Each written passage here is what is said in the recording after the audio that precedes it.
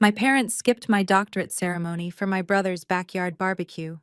When I called them from the empty auditorium, my mother simply said they had already eaten, and my father told me to stop being so dramatic. I did not cry. Instead, I changed my identity, vanished forever, and planned an ultimate payoff that would leave them completely speechless. Before I continue this story, let me know where you are watching from in the comments below. Hit like and subscribe if you have ever had to stand up to family who underestimated your worth. I am Chloe, 33 years old, and standing alone in a sea of empty folding chairs. The graduation march had long stopped playing. The vast auditorium, which just an hour ago was filled with 2,000 cheering parents and proud families, was now echoing with the sound of janitors sweeping up dropped programs and confetti. I stood there in my heavy velvet doctoral gown, holding the leather-bound folder that represented 8 years of sleepless nights, grueling research, and quantitative finance exams. Other graduates were outside taking photos with bouquets of flowers and balloons. I had nothing but the echoing silence of the hall. My phone felt heavy in my hand. I stared at the blank screen, willing it to light up with a missed call or a text message. Nothing. I took a deep breath, smoothed out the velvet sleeves of my gown, and dialed my mother's number. It rang 4 times before she finally answered. Through the receiver, I could hear the loud thumping of top 40 music, the clinking of beer bottles, and the shrill laugh of my white sister-in-law, Chelsea. "Hello," I said, my voice surprisingly steady. "Mom, the ceremony ended 20 minutes ago. Are you and Dad on your way to the campus?" Brenda sighed loudly directly into the microphone of her phone. "Oh, Chloe, your ceremony is over already. I thought it was just them handing out a piece of paper anyway. We are at Marcus and Chelsea's house. They are hosting a barbecue to celebrate the 3-month anniversary of adopting their new corgi puppy. You know how important this milestone is for them. They have been trying to build a family." I closed my eyes, pressing my fingers to the bridge of my nose. A dog party. My mother chose a party for a dog over watching her only daughter receive a doctorate. "Mom, we talked about this for 6 months," I said, trying to keep the hurt out of my voice. "I reserved premium seats for you." "We already ate, Chloe." My mother snapped back, her tone dripping with annoyance. "We could not just leave Marcus hanging. He is launching his new startup next week and needs all the family support he can get. Your brother is building a real legacy. A degree does not put cash in your pocket today. Just catch a ride back to the house. There is no food left here anyway, so grab something on your way." Before I could respond, I heard the phone shuffle and my father's voice came through the line. "Chloe, listen to your mother," he grumbled over the background noise. "Stop being so dramatic and ruining the mood. Your brother is under a lot of pressure right now with his business. You should be happy for him instead of making everything about yourself. A piece of paper does not make you better than us. Just get an Uber, and we will see you when we get home." The line went dead. He hung up on me. I stood completely frozen as the dial tone buzzed in my ear. For my entire life, I had played by their rules. I got the perfect grades, I stayed out of trouble, and I worked myself to the bone, hoping that one day they would look at me with the same pride they reserved for my brother Marcus. Marcus, who dropped out of college, Marcus, who constantly borrowed money, Marcus, who always needed saving. In that echoing auditorium, a profound shift happened inside me. The desperation for their approval withered and died completely. I did not shed a single tear. The sadness was instantly replaced by a cold, sharp clarity. I took off the heavy velvet gown, folded it neatly over my arm, and walked out of the double doors into the bright afternoon sun. I pulled out my phone, opened a ride-sharing app, and typed in the address to my parents' house. I was not returning to beg for their love. I was going back to pack my bags, take back my life, and erase them from my future entirely. They wanted a barbecue. I was going to give them a fire they would never forget. The ride to my parents' house was quiet. I stared out the window, watching the familiar streets of my childhood neighborhood roll by. When the Uber pulled into the driveway, I noticed my brother's silver SUV parked out front. They had moved the barbecue after-party to my parents' large backyard. I could hear the faint sound of music and laughter coming from behind the house. I ignored it. I walked through the front door and headed straight for my bedroom on the second floor. I pulled two large suitcases from my closet and began throwing my clothes and essentials inside. I did not care about folding anything. I just wanted to be gone. As I was zipping up the first bag, I heard footsteps in the hallway. The door creaked open and Chelsea leaned against the doorframe. She was holding a plastic cup of wine and wearing a floral sundress that looked entirely too expensive for someone whose husband had been unemployed for 8 months. But what caught my eye and made my blood run instantly cold was the jewelry resting against her collarbone. It was my grandmother's vintage gold and emerald necklace. The one my grandmother explicitly told my mother to give to me on the day I earned my doctorate. Chelsea took a sip of her wine and smiled a tight, condescending smile. "Well, if it is not the new graduate," she said. "Marcus told me you were throwing a fit about us missing your little school ceremony. Honestly, Chloe, you should be proud of yourself. It is so impressive how articulate you are and how you managed to get through such a tough program.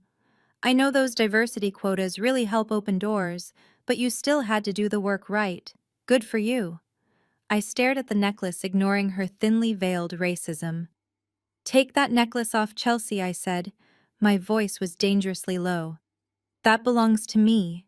Grandma promised it to me for my graduation." Chelsea scoffed and reached up to touch the emerald pendant, playing with it intentionally. "Oh, this old thing," she laughed. "Brenda gave it to me this morning. She said it looked much better with my skin tone anyway. Besides, you are not really the type to wear fine jewelry, are you? You are always so focused on your books and your spreadsheets." Before I could take a step toward her, my mother appeared in the doorway, standing right behind Chelsea. She had a plate of ribs in her hand and a scowl on her face. "Stop harassing your sister-in-law, Chloe," my mother snapped. "I gave her the necklace because she is actually building a family with Marcus. She appreciates family heirlooms. You just want to hoard things for yourself." I looked at my mother, feeling a profound sense of disgust. "You gave her my inheritance on the exact day you decided to skip my graduation," I asked. "You do not need inheritance," my mother fired back, stepping into the room. "You have your little degree now. In fact, we need to talk about that. Marcus is launching his new tech startup next month. He needs seed money. Now that you are done wasting time in school, you need to get a real job and start contributing.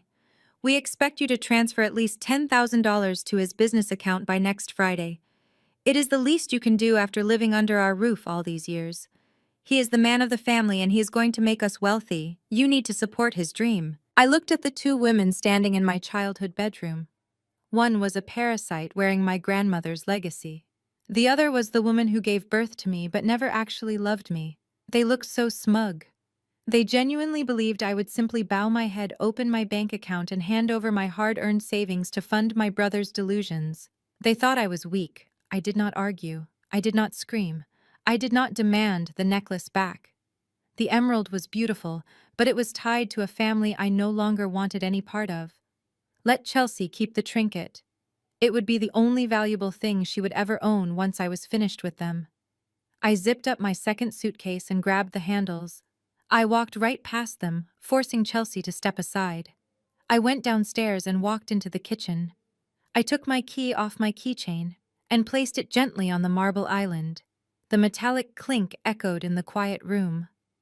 I walked out the front door and loaded my bags into the waiting car. As the driver left, I blocked all their numbers. The ride to the airport was the first time I truly felt the weight of my decision. I was not just moving out, I was erasing myself from their world completely. I walked up to the airline counter and bought the next available one-way ticket to New York. I had no apartment waiting for me and no job lined up, but I had my laptop, my suitcases, and a bank account I had been secretly building for years. The moment the plane wheels lifted off the tarmac, I felt a physical release in my chest. But disappearing in the modern world requires more than just a plane ticket. It requires a meticulous unwinding of your entire life. My first morning in New York was spent entirely in a bank branch. Since I was a teenager, my mother had her name on my primary savings account. She called it an emergency measure, but I knew it was just another way to monitor me. I sat across from a bewildered bank manager and instructed him to drain every single cent from that account and close it permanently. He asked if I was sure, warning me that my mother would receive a notification. I told him I was absolutely sure. By the time my mother realized the money she planned to steal for Marcus was gone, I was already sitting in a law office taking the next crucial step. I hired an attorney to expedite a legal name change. I did not want to leave any breadcrumbs for my family to follow when my brother inevitably drove his business into the ground and came looking for my money. The legal process took several weeks of filing paperwork, appearing before a judge, and updating my social security information. When the final decree was handed to me, I walked out of the courthouse as Dr. Chloe Davenport. I threw my old driver's license into a street corner trash can. My new name felt like armor. It was sharp, professional, and completely untethered from the people who saw me as nothing more than a stepping stone for their golden child. Armed with a new identity and a freshly printed resume highlighting my doctorate in quantitative finance, I threw myself into the brutal corporate world of Manhattan. I targeted venture capital firms that were known for being ruthless. I did not want a warm work family. I wanted a place that measured worth in cold, hard numbers. During my interviews, I leveraged my deep understanding of predictive risk analysis and mathematical modeling. The partners at the top-tier firm I selected were stunned by my aggressive strategies. They offered me a position on the spot. I accepted and quickly became the most feared associate in the building. While my coworkers spent their weekends partying, I worked 90-hour weeks. I built algorithms that identified failing startups before they crashed and negotiated buyouts that brought millions into the firm. My drive was no longer fueled by a desperate need for my parents' approval. It was fueled by a promise I made to myself to become so incredibly powerful that no one could ever diminish my worth again. I climbed the corporate ladder with a speed that left older executives breathless. I learned how to smell desperation in business pitches and how to dismantle arrogant founders who reminded me of my brother. My bonuses grew from 5 figures to 6 and then to 7. I lived quietly despite my growing wealth. I bought a luxury penthouse overlooking the city skyline, but kept my public profile completely invisible. I stayed off all social media platforms. I attended high-profile industry galas, but never allowed my photograph to be published in business journals. To the outside world, Dr. Chloe Davenport was a ghost who only existed in boardroom whispers and massive wire transfers. I used my wealth to systematically build an ironclad fortress around my life. 5 years passed in a flash of late nights and highly lucrative business deals. The painful memories of that empty graduation auditorium and the stolen emerald necklace faded into the background of my new reality. By my 33rd birthday, I had stepped down from my executive position at the firm to launch my own private equity group. I named it Apex Holdings. I was the sole owner and the anonymous head of an empire that controlled hundreds of millions of dollars in assets. I operated completely in the shadows, letting my elite team be the public face of the business, while I carefully pulled the strings from high above. I had completely won the game.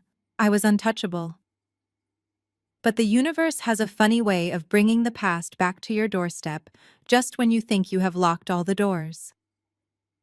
It was a very cold and remarkably rainy early Tuesday morning in Manhattan when my secure private email server chimed with a highly encrypted message. I was sitting comfortably at my massive mahogany desk, sipping black coffee and reviewing a complex corporate merger agreement. The email was from David, the private investigator I had kept on a generous retainer for the past 5 years. Hiring him was never about lingering emotional attachment. It was a calculated risk management strategy. I needed to ensure my toxic family never found out where I lived or attempted to disrupt the empire I was building. Up until now, his quarterly updates had been completely and delightfully boring. My parents were getting older, my brother was still talking a big game, and Chelsea was still insufferable. But this morning's report was flagged with a high priority. I clicked the attachment and began to read through the 70-page financial dossier. The first domino in my brother's carefully constructed house of cards was finally tipping over. According to the deeply researched documents, Marcus was in severe financial trouble. His highly praised tech startup was nothing more than a glorified shell game. For 5 years, he had been stringing along small-time investors, mostly gullible friends of my parents and naive local business owners. He used their seed money to rent a flashy downtown office space and buy expensive catered lunches. But he had zero actual products in development. He had zero patents and absolutely zero revenue. He was simply paying himself a massive executive salary out of the investment pool while the business slowly bled to death. It was a classic Ponzi scheme, fueled entirely by his massive ego. But the well had officially run dry. The initial investors were starting to ask hard questions about their returns, and Marcus was running out of excuses. As if his business failures were not enough, Chelsea was accelerating their financial ruin at record speed. David had attached several pages of credit reports and bank statements. Chelsea was absolutely terrified of losing her status among the wealthy housewives in their affluent suburb. To maintain the illusion of an elite lifestyle, she was burning through high-interest credit cards like wildfire.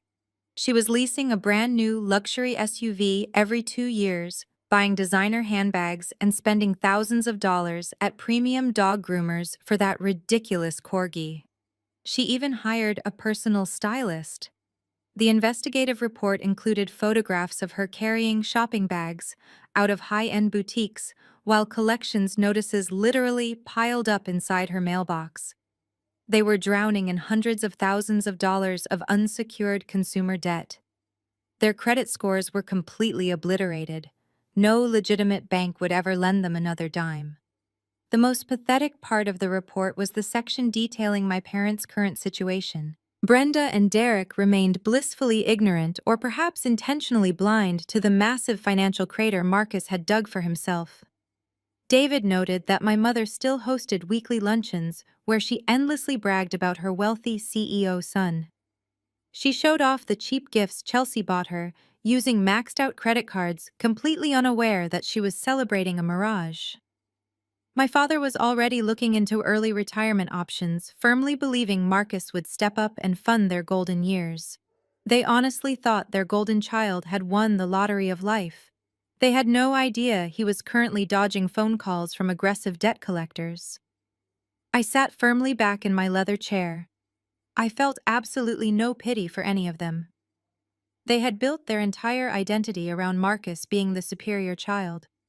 They had sacrificed my graduation, my inheritance, and my emotional well-being to worship at the altar of his potential. Now that potential was revealed to be a massive toxic sinkhole.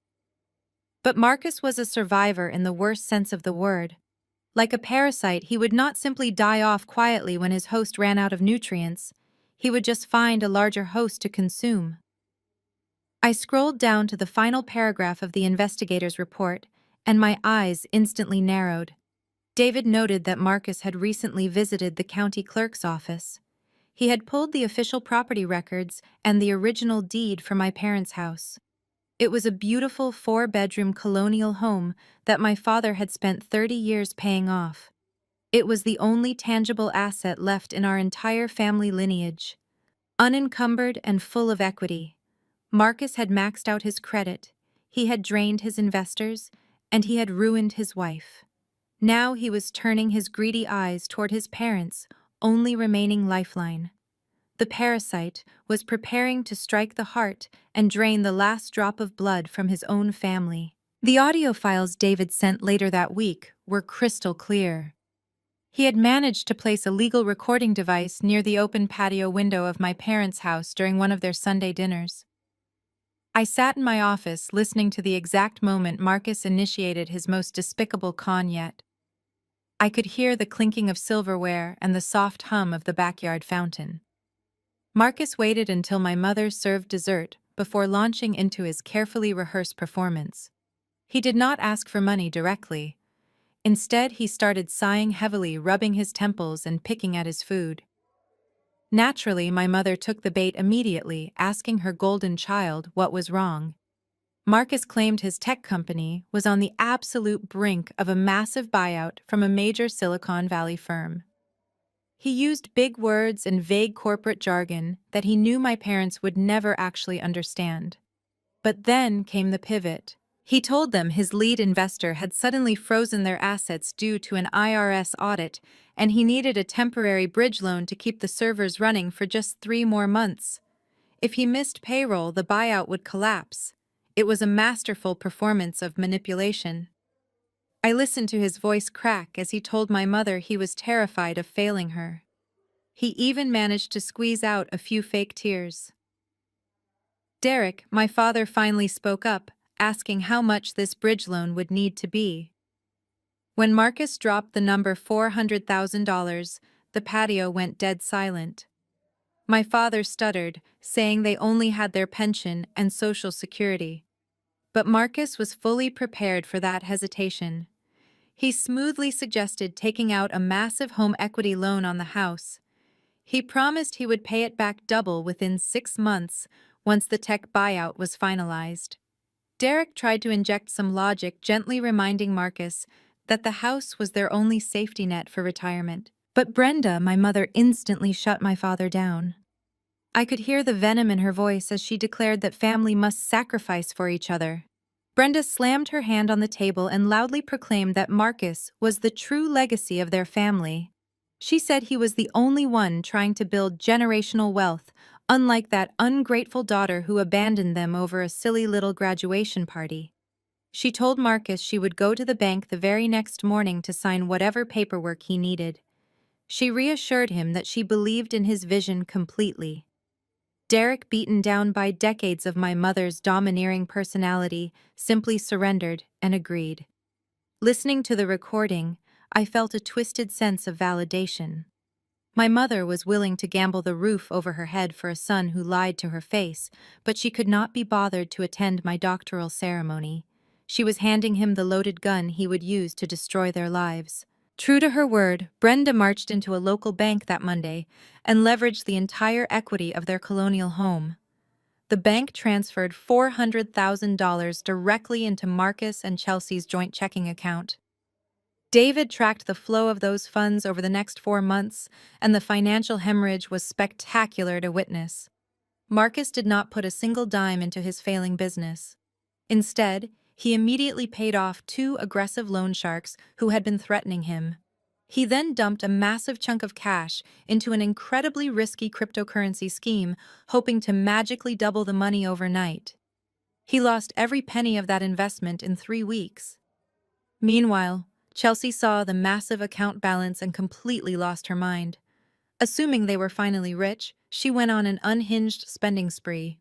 She booked a luxury 2-week vacation to Bora Bora, flying first class and staying in a private overwater bungalow. She bought designer watches, completely remodeled their kitchen with imported Italian marble, and threw lavish catered parties for her superficial friends. By the end of the 4th month, the $400,000 had completely vanished into thin air. The account balance hit 0. The problem with massive home equity loans is that the monthly repayment amounts are staggering. With the cash gone and no real income, Marcus simply stopped paying the bank. At first, he ignored the polite reminder emails, then he ignored the phone calls. But banks do not play games when it comes to their collateral. Soon, the heavy envelopes stamped with bright red urgent lettering began arriving in my parents' mailbox. The bank was demanding payment and warning of severe consequences. The first domino had fallen, and the entire family was now standing directly in the path of absolute financial ruin. The first domino had fallen, and the entire family was now standing directly in the path of absolute financial ruin. But the bank sending foreclosure warnings to my parents was only half of the nightmare Marcus had created for himself. Down at his rented downtown office, the facade of his tech startup was simultaneously crumbling. For months, he had been dodging his initial investors with fake spreadsheets and promises of an impending massive buyout. But those investors were not as blind or as easily manipulated as my mother. They were local businessmen who wanted to see a return on their capital. On a rainy Thursday morning, three of his primary backers showed up unannounced at his office suite. David, my private investigator, managed to obtain the security footage of the confrontation and a sworn affidavit from a receptionist, who heard every word through the thin glass walls. The investors did not want another glossy presentation or a catered lunch. They demanded a complete transparent financial audit of the company by an independent third-party accounting firm. They gave Marcus exactly 10 days to open his books. If he refused, they promised to file a massive civil lawsuit for fraud and seek an emergency injunction to freeze every corporate asset he possessed. Of course, Marcus knew an audit would instantly reveal that there were no corporate assets left, there was no proprietary technology, and there was certainly no impending buyout from a Silicon Valley giant. The books would show that every dollar invested had been siphoned off to pay his personal debts and fund his lavish lifestyle. He tried his usual charm offensive, attempting to fast-talk them with buzzwords about market volatility, but they were done listening. They handed him a formal legal demand letter and walked out, leaving him completely cornered. Panic finally set in. The arrogance that usually carried Marcus through his deceptions evaporated. He rushed home early that afternoon and found Chelsea in the middle of a private yoga session in their marble kitchen. When he told her about the impending audit and the very real possibility that they were completely broke, Chelsea did not offer comfort. She did not suggest they work together to fix the mess. Instead, she threw a spectacular tantrum that shattered any remaining illusion of their happy marriage. She began screaming at him, throwing her expensive yoga blocks across the room. She hysterically declared that she would absolutely not be the laughingstock of their country club. When Marcus quietly suggested they might need to sell her newly leased luxury SUV to hire a defense attorney, Chelsea lost her mind. She shrieked that she would rather die than be seen driving a used sedan like some working-class peasant. She blamed him entirely, conveniently, ignoring the fact that she had spent hundreds of thousands of dollars on vacations and designer clothes just weeks prior. She stormed out of the house, leaving him standing alone in the kitchen they could no longer afford. Desperate and running out of time, Marcus retreated to his home office and locked the door. He booted up his computer and began frantically applying for standard business loans online. He needed capital to temporarily inflate the company accounts before the auditors arrived to make it look like the business was still solvent. But reality is a cruel teacher when you have ignored it for too long. Application after application was instantly denied. His personal credit score was ruined. He had multiple defaulted credit cards, and the massive home equity loan he had manipulated our mother into taking was already flagged as delinquent.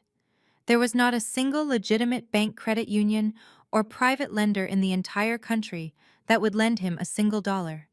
He was a walking financial liability, and the automated algorithms of the banking world rejected him with cold mechanical efficiency. He sat in the dark, staring at the glowing screen of his monitor as the rejection emails piled up in his inbox.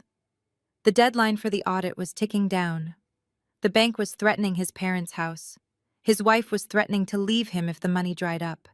He had exhausted every legitimate avenue and burned every bridge.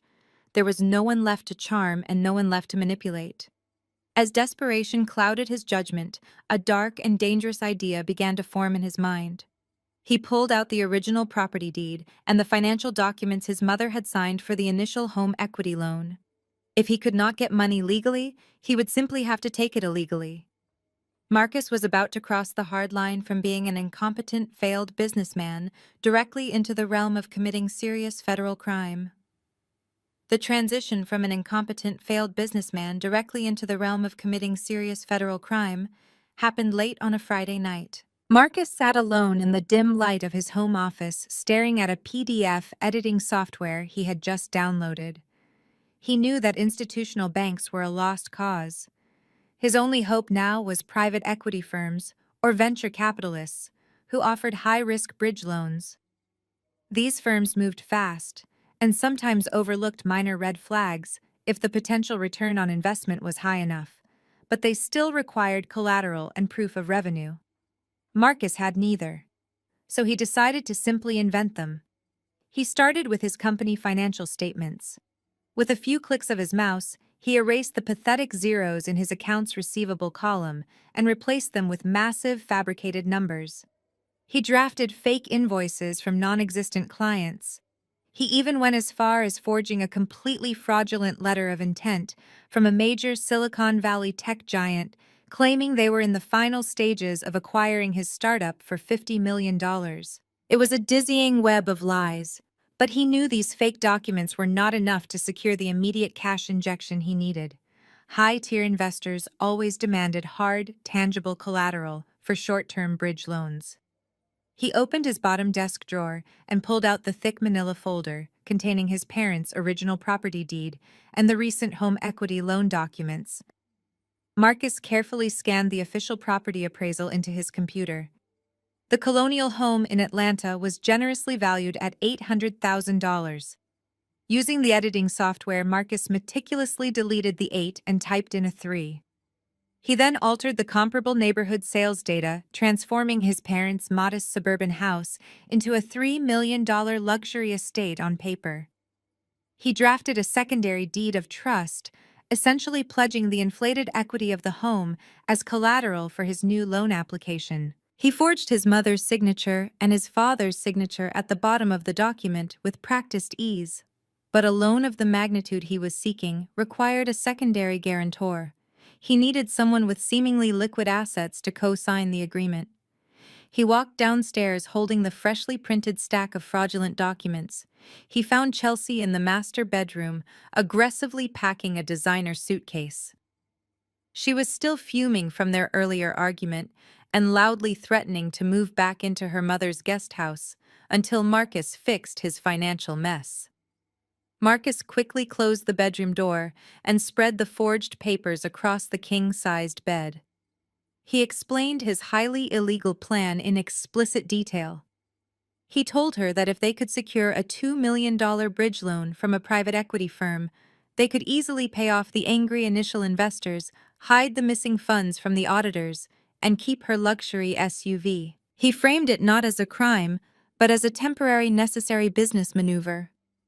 Chelsea stopped folding her expensive cashmere sweaters. She looked at the forged signatures and the fake bank balances.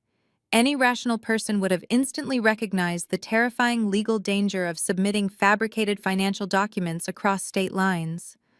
But Chelsea was not rational. She was driven entirely by entitlement and a desperate terror of losing her elite social status. She possessed that specific brand of arrogance that convinced her rules did not apply to people who looked like her.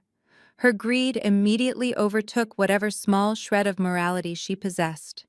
She dropped the clothes, looked at her husband, and asked what she needed to do to make the money appear. Marcus explained that she needed to sign as the primary financial guarantor. To do that, she needed to provide proof of immense personal income. Chelsea did not hesitate for a single second. She opened her own laptop and accessed their joint tax returns from 4 years ago, which was the last time they actually had a decent combined income. With chilling efficiency, she altered the dates on the tax forms and artificially inflated her personal investment dividends by several $100,000. She printed the completely fraudulent tax returns and confidently signed her name in blue ink on the guarantor line of the loan application. She was now a willing and active co-conspirator in a massive federal fraud scheme. They spent the next 2 hours scanning the forged documents back into the computer. They packaged the highly illegal, completely fabricated financial portfolio into a sleek, professional digital presentation. Marcus compiled a list of the most aggressive top-tier venture capital and private equity firms based in New York City. He crafted a compelling email pitching his startup as the next major tech unicorn, desperately needing a short-term bridge loan to finalize a massive acquisition. He attached the poisoned PDF file. Chelsea stood behind his chair, resting her manicured hands on his shoulders as he highlighted the email addresses. With a final hopeful click of the mouse, Marcus sent the fraudulent package into the digital ether, praying for a miraculous rescue from a wealthy investor.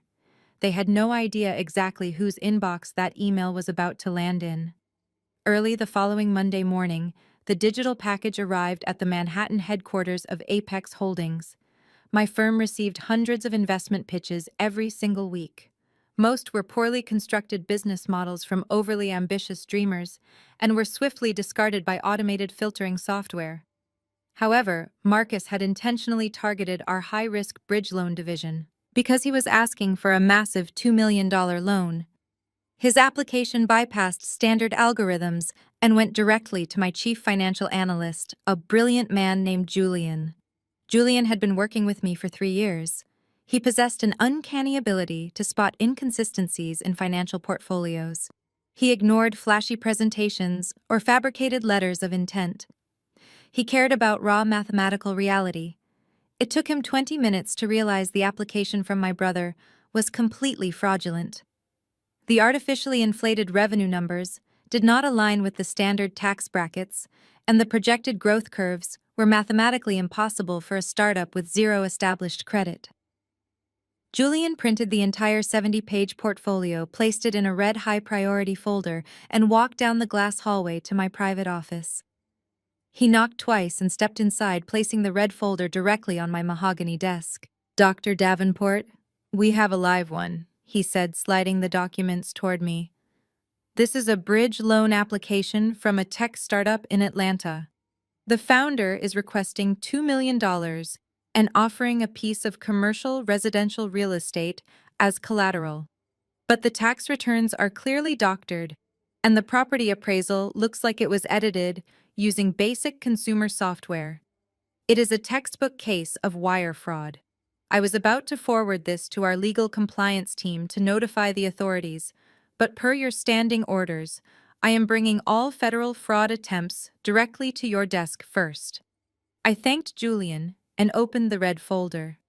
The very first page contained the executive summary. I saw the name of the company, and my eyes instantly locked onto the name of the founder, Marcus. My heart did not skip a beat. I did not feel a sudden rush of anxiety or anger. Instead, a profound and icy sense of absolute clarity washed over me. I slowly turned the pages, examining the desperate web of lies my brother had constructed. I saw the forged invoices and the fake corporate emails. Then I reached the collateral section. Staring back at me was a digital scan of the original property deed for my parents' colonial home. I recognized every detail of that document. I knew the exact square footage of the backyard where they had hosted that pathetic barbecue instead of attending my graduation. But the numbers had been clumsily altered. Marcus had artificially inflated the value to $3 million. I flipped to the guarantor page and saw Chelsea's distinctive looping signature executed in blue ink right below a set of completely fabricated tax returns.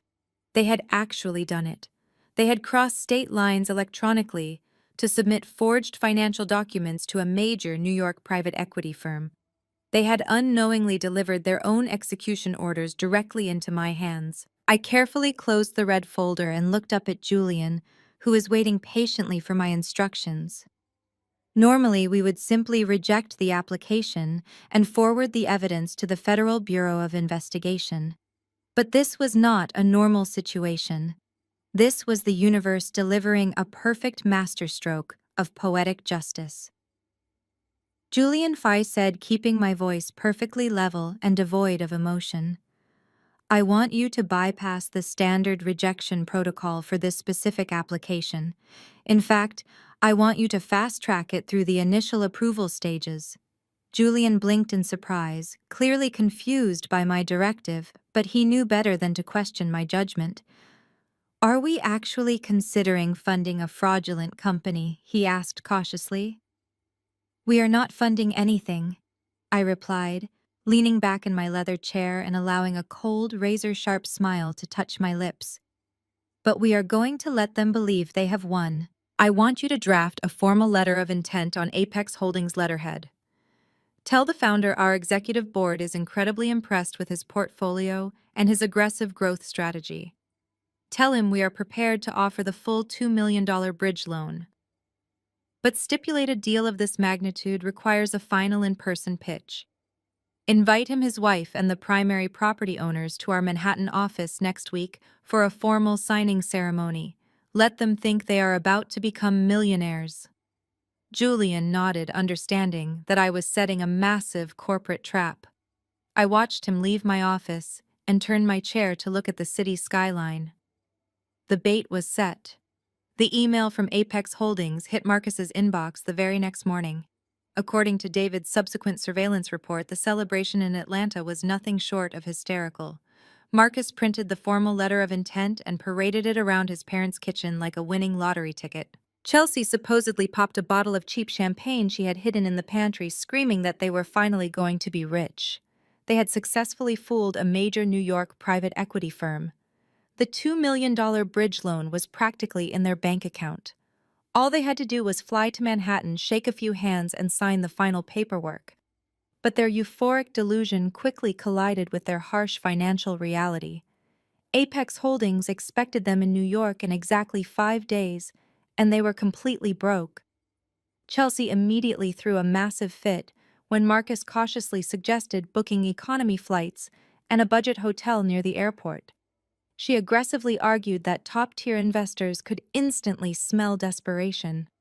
If they walked into a multi-million-dollar signing ceremony looking like weary travelers who just flew coach, the deal would fall apart before it even started. She insisted they absolutely needed first-class tickets, a luxury suite at the Waldorf Astoria, and brand-new designer clothes to properly project the image of a highly successful tech founder and his wealthy elite wife.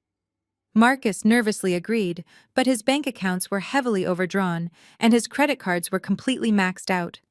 He could not even afford a basic bus ticket, let alone a lavish luxury trip to Manhattan. He paced the living room floor, cold panic, rising again, wondering if he should try to secure another predatory payday loan. That was the exact moment when my mother decided to take matters into her own hands. Brenda could not stand to see her golden child distressed, especially when he was supposedly on the very verge of securing his family's ultimate financial legacy. In her twisted, entitled mind, there was only one person responsible for funding this critical trip: me. I had been gone for 5 solid years, a phantom who had completely vanished from their daily lives. But Brenda possessed a terrifying, relentless determination when it came to serving Marcus. Since my old personal phone number was permanently disconnected, she spent 3 grueling days obsessively tracking my digital footprint. I had meticulously scrubbed most of my past, but she remembered the name of my doctoral advisor from university. She relentlessly called the academic department, spinning a highly dramatic, tragic web of lies about a severe family medical emergency.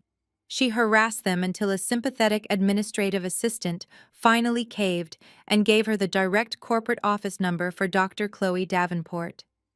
It was a quiet Thursday afternoon when the private secure line on my mahogany desk suddenly rang. Only a select few high-level executives possessed that specific number. I pressed the speaker button and answered with my standard crisp, professional greeting. There was a brief, heavy pause on the other end, followed by a sharp, commanding intake of breath. I knew exactly who it was before she even spoke a single word. "Well, it is about time you answered," Brenda snapped loudly. Her voice dripped with the exact same condescending authority she had always used to completely dismiss me. She offered absolutely no apology for missing my graduation 5 years ago. She did not ask how I was doing, if I was healthy, or where I had been living. She simply picked up her verbal whip and expected me to instantly obey. "Listen carefully to me, Chloe," she continued rapidly, not allowing me a single second to speak. "Your brother is on the verge of closing a massive multi-million-dollar deal with a major investment firm in New York. He is finally making our family name mean something important. But his funds are temporarily tied up in escrow, and he desperately needs to fly up there with Chelsea to finalize the legal paperwork. We expect you to wire exactly $50,000 to his joint account by tomorrow morning to properly cover his travel and upscale accommodations." Consider it overdue repayment for everything we generously provided for you growing up. If you refuse to financially support your own blood family right now, do not ever bother trying to come back to our home. I sat perfectly still, listening to the sheer staggering audacity echoing through the high-definition speakerphone. She was aggressively demanding $50,000 to proudly fund the very trip that would lead her precious son directly into a federal prison cell. I slowly reached out and pressed the discreet red button on my phone console, activating the legally compliant recording system I used for all corporate negotiations. "Mom," I said, my voice completely devoid of the cowering fear she fully expected to hear. "I am absolutely not going to wire you $50,000. Brenda gasped, her anger immediately flaring. "You ungrateful little brat," she hissed. "You are trying to sabotage him because you are jealous. You have always been jealous of Marcus. He is going to be a millionaire, and you will be nothing." I let her rage burn itself out against the absolute silence of my office. When she finally stopped to catch her breath, I leaned closer to the microphone. "I am not trying to sabotage him," I replied smoothly, a cold smile forming on my face. "I think this trip is exactly what he needs. In fact, I am sure Marcus will get exactly what he deserves in New York." I pressed the button and disconnected the call. When the line went dead in Atlanta, my mother must have been absolutely livid. According to the comprehensive report I later received from David, they did not let my refusal stop them. Driven by a toxic mixture of desperation and immense arrogance, Marcus and Chelsea scrambled to find the money for their luxury trip. Since their credit was entirely destroyed and traditional banks had locked them out, they turned to the absolute bottom of the financial barrel. They took out multiple predatory payday loans with staggering triple-digit interest rates. Marcus even managed to secure a shady title loan on his father's 10-year-old sedan. They leveraged the very last scraps of their existence to scrape together $30,000. It was a spectacular display of financial suicide, all to afford first-class tickets and a 2-night stay at a 5-star hotel in Manhattan. By the time they arrived at the towering glass and steel skyscraper that housed Apex Holdings on Tuesday morning, they were practically vibrating with nervous energy. They walked through the massive revolving doors of the lobby, looking exactly like people who were trying much too hard to appear wealthy. Marcus wore a poorly tailored suit that he likely bought off the rack the day before. Chelsea was draped in flashy designer logos from head to toe, desperately clutching a knockoff handbag. My parents trailed slightly behind them, looking overwhelmed by the sheer scale of the Manhattan financial district. Brenda, however, kept her chin held high, clinging to the delusion that she was the esteemed matriarch of a tech billionaire. They approached the sleek marble front desk, ready to conquer the corporate world. Behind the desk stood Renee, my vice president of operations. Renee was a brilliant, striking black woman with 2 master degrees and a razor-sharp mind. She had stepped in to handle the front desk reception for this specific meeting strictly at my request. I wanted my family to be greeted by the very demographic they so casually looked down upon. I wanted to see exactly how they would behave when they thought they were dealing with someone beneath them. Chelsea marched right up to the marble counter and loudly cleared her throat. "Excuse me," she said, snapping her manicured fingers in a blatantly disrespectful manner. "We are here for a very important executive signing ceremony. Tell whoever is in charge that Marcus and Chelsea have arrived. And please have someone fetch us some sparkling water immediately. My husband is extremely parched from our first-class flight. We do not have time to stand around waiting in a lobby." Renee did not even blink. She maintained a perfectly neutral professional expression. She looked at Chelsea and then at Marcus, absorbing their completely transparent facade. "Welcome to Apex Holdings," she said, her voice smooth and impeccably polite. "I have your party listed right here on the executive schedule. If you will please provide your identification, I can issue your temporary security badges and escort you up to the proper floor for your meeting." Chelsea rolled her eyes, letting out a loud, exaggerated sigh. "Are you deaf or just slow?" she muttered, loud enough for everyone in the lobby to hear. We do not need security badges. We are practically partners with the CEO. Just buzz us up or get someone who actually understands how this building works. You clearly do not comprehend the magnitude of the deal we are signing today. Go find a manager to help us right now. My mother immediately stepped forward, placing a hand on Chelsea's arm, but not to correct her terrible behavior. Chelsea. Dear, let the girl do her job, Brenda said, offering Renee a deeply condescending smile. She probably does not see people like us very often. Just hand her your identification so we can go upstairs and collect our money. We can speak to her supervisor later if she continues to be unhelpful. There is no need to cause a scene. Renee smiled back a smile that was entirely devoid of warmth. She expertly processed their driver licenses and handed them 4 temporary visitor badges. She did not bother to correct Chelsea's ignorant assumption about her true job title. There was absolutely no need to waste breath on arrogant people who were currently walking straight toward a financial guillotine. Renee stepped out from behind the marble desk, smoothing her tailored designer skirt. If you will follow me, I will personally escort you up, she said gracefully, gesturing toward the private elevators. The high-speed elevator shot up to the top floor of the skyscraper. When the doors opened, Renee led them down a wide hallway to the primary boardroom. It was a massive corner space encased entirely in floor-to-ceiling glass. Please wait. Inside, she instructed, gesturing toward the massive room. Renee closed the heavy oak doors firmly behind them, leaving the 4 of them alone in the absolute pinnacle of corporate power. The boardroom was intentionally designed to intimidate and overwhelm anyone who stepped inside. The entire far wall was made of sheer glass, offering a dizzying, unobstructed view of the Manhattan skyline. A custom-built 20-foot mahogany table dominated the center of the room, surrounded by plush imported leather chairs. Everything from the thick woven carpet to the sleek, hidden technology screamed institutional wealth. It was a room where fortunes were made and destroyed with a single stroke of a pen.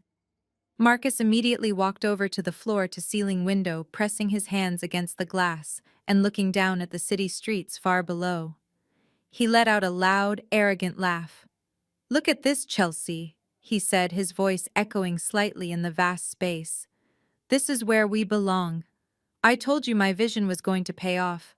After today, we are never flying commercial again. I am going to ask for an immediate advance on the $2 million, so we can go shopping on Fifth Avenue before our flight back to Atlanta. I want a new watch to celebrate." Chelsea did not even bother to look out the window. She was already busy pulling out her phone and snapping selfies at the head of the polished mahogany table, making sure the Apex Holdings logo, etched into the glass wall behind her, was perfectly visible in the frame. "Make sure you get them to validate our hotel parking," she muttered while checking her angles on the screen. "And you really need to mention that receptionist to whoever is running this meeting. It is completely unacceptable for a company of this caliber to hire such rude, unpolished staff. She did not even offer to take my coat. When we close this deal, I want her fired. She needs to learn her place and realize who she is dealing with." Brenda walked around the room, running her hands over the expensive leather chairs with a look of absolute reverence. She beamed at Marcus, her eyes shining with maternal pride. "I always knew you were destined for greatness, Marcus," she cooed loudly. "From the time you were a little boy, I knew you were going to be a millionaire. You have the vision and the drive that this family needed. You are building a true family legacy. Just think about how foolish your sister must feel right now, living her sad little life wherever she ended up. She refused to help fund your dream because she is selfish. She could have been part of this if she had just learned to support you and respect her family. Now she gets absolutely nothing, and we are going to have everything. Derek." My father simply took a seat near the back of the room. He looked deeply uncomfortable in his cheap suit, glancing nervously at the expensive artwork on the walls. He remained entirely silent as his wife praised the son who had just secretly forged his signature on a fraudulent federal document. Derek had spent his entire life being a complicit enabler, refusing to ever challenge Brenda or discipline Marcus. Even now, standing in the middle of a massive financial lie, he chose the path of least resistance. He did not care about the ethics of the situation, as long as he did not have to argue with my mother. "Just stick to the script, son," he finally mumbled, staring down at his hands. "Let us just sign the paperwork, get the money, and go home before anyone asks too many questions." Marcus nodded eagerly, pulling a crumpled piece of paper from his jacket pocket. He began pacing the length of the long room, rapidly rehearsing his pitch one last time. He mumbled the fake revenue numbers and the fabricated user acquisition metrics, trying to make the lies sound as natural as possible. He practiced his confident billionaire smile in the reflection of the glass wall, adjusting his tie. "Remember Chelsea," he instructed, pointing a finger at his wife. "If they ask about the collateral, just smile and let me handle the talking. The house appraisal is solid. The tax returns are solid. We just need to project total confidence. These New York finance guys are like sharks. If they smell fear, they will lower the valuation. We have to walk in here acting like we do not even need their money." They were completely intoxicated by their own delusions. They stood in the very heart of my empire, congratulating themselves on a victory they had not yet won. They honestly believed their poorly executed forgery had outsmarted a multi-million-dollar private equity firm. They thought they were the predators who had successfully hunted their prey. They had absolutely no idea they were just chums swimming blindly into a steel cage. They were so busy counting money that did not exist, they failed to notice the subtle click of the recording devices activating in the ceiling corners. The digital clock on the sleek wall monitor clicked perfectly to 10:00 in the morning, marking the exact beginning of their total destruction. The heavy oak doors at the end of the boardroom suddenly unlatched with a loud mechanical click. The heavy hinges swung open. The CEO entered the room. I stepped through the heavy oak doors and let them swing shut behind me with a solid, reassuring thud. The room instantly fell so quiet, you could hear the faint hum of the air conditioning vents. I paused for a fraction of a second, at the threshold, allowing them to take in my appearance. I was not wearing the cheap department store clothes they remembered from 5 years ago. I was wearing a $5,000 tailored charcoal suit, pristine white silk blouse, and black stilettos that clicked sharply against the hardwood floor as I moved forward. My hair was impeccably styled, and my posture was entirely unyielding. I looked exactly like what I was, which was a highly successful corporate apex predator. For a long suspended moment, nobody moved. They stood frozen in various states of absolute shock. Marcus actually dropped the crumpled piece of paper he had been rehearsing from. It fluttered silently to the floor, landing near his cheap leather shoes. Chelsea simply stared at me with her mouth slightly open, her phone still clutched in her hand, halfway through taking another selfie. My father, Derek, slowly lowered himself back into his chair, as if his legs had suddenly lost the ability to support his weight. They had built up this massive fantasy of a wealthy white male billionaire walking through those doors to hand them a giant check. The sheer cognitive dissonance of seeing the sister they had discarded standing before them, dripping in wealth and corporate authority, completely short-circuited their brains. Of course, it was my mother who broke the silence. Brenda could never tolerate being out of control of a situation, and she certainly could never tolerate me looking superior to her precious golden child. Her initial shock rapidly morphed into deep, aggressive annoyance. She stepped away from the leather chair she had been admiring and marched toward me, her face flushed red with indignation. "Chloe, what on earth are you doing here?" Brenda demanded, her voice sharp and echoing loudly across the long boardroom. "How did you even know we were in New York today? Did you seriously track us down just to ruin your brother's big moment?" I did not answer her immediately. I simply continued walking until I reached the massive mahogany table. I trailed my fingertips lightly along the polished edge, projecting an aura of absolute calm that clearly infuriated her even more. "I asked you a question," Brenda snapped, closing the distance between us. "This is a highly secure private equity firm. You cannot just wander into an executive boardroom while we are waiting for a multi-million-dollar signing ceremony. Are you working here now? Is that it? Are you playing secretary for the executives? Well, you need to leave immediately. Marcus is about to pitch his business to the chief executive officer of Apex Holdings, and you are going to embarrass us. Go find whoever is actually in charge and tell them we are ready. Marcus finally found his voice stepping up right beside our mother. He tried to puff out his chest, attempting to reclaim the arrogant swagger he had been practicing just minutes earlier. Yeah, Chloe. You need to get out of here right now, he said, pointing a shaking finger toward the oak doors. I am not letting your petty jealousy sabotage the biggest financial deal of my life. Go fetch the boss before I report you to Human Resources and have you fired for interrupting a private client meeting. Chelsea scoffed loudly from the window, crossing her arms over her chest. Honestly, this is just pathetic, she sneered. You actually stalked us all the way to Manhattan. Marcus, tell her to go get our sparkling water and then leave. We do not have time for her little family drama. I looked at the four of them standing there completely trapped in their own spectacular ignorance. They were so deeply committed to their narrative of my inferiority that they could not process the obvious reality staring them right in the face. I walked past my mother, ignoring her outstretched hand. I moved directly to the head of the massive mahogany table. This was the seat of power, the single chair reserved exclusively for the person who controlled the entire room. I slowly pulled the heavy leather chair out and sat down. I rested my forearms on the polished wood and clasped my hands together. I looked directly into my brother's panicked eyes and then shifted my gaze to my mother, whose face was slowly draining of color as the horrifying truth finally began to dawn on her. I am not playing secretary, I said, my voice dropping to a dangerously quiet register that commanded absolute attention. I am the boss. I own Apex Holdings, and as of this morning, I own your debt. Marcus let out a sudden sharp bark of laughter. It was a weak, nervous sound that bounced awkwardly off the glass walls. He ran a hand through his hair and took a step toward the mahogany table, forcing a wide, unnatural smile onto his face. Wow, little sister, he chuckled, shaking his head, as if we were simply sharing an inside joke. You really pulled one over on us. I have to admit, I am incredibly impressed.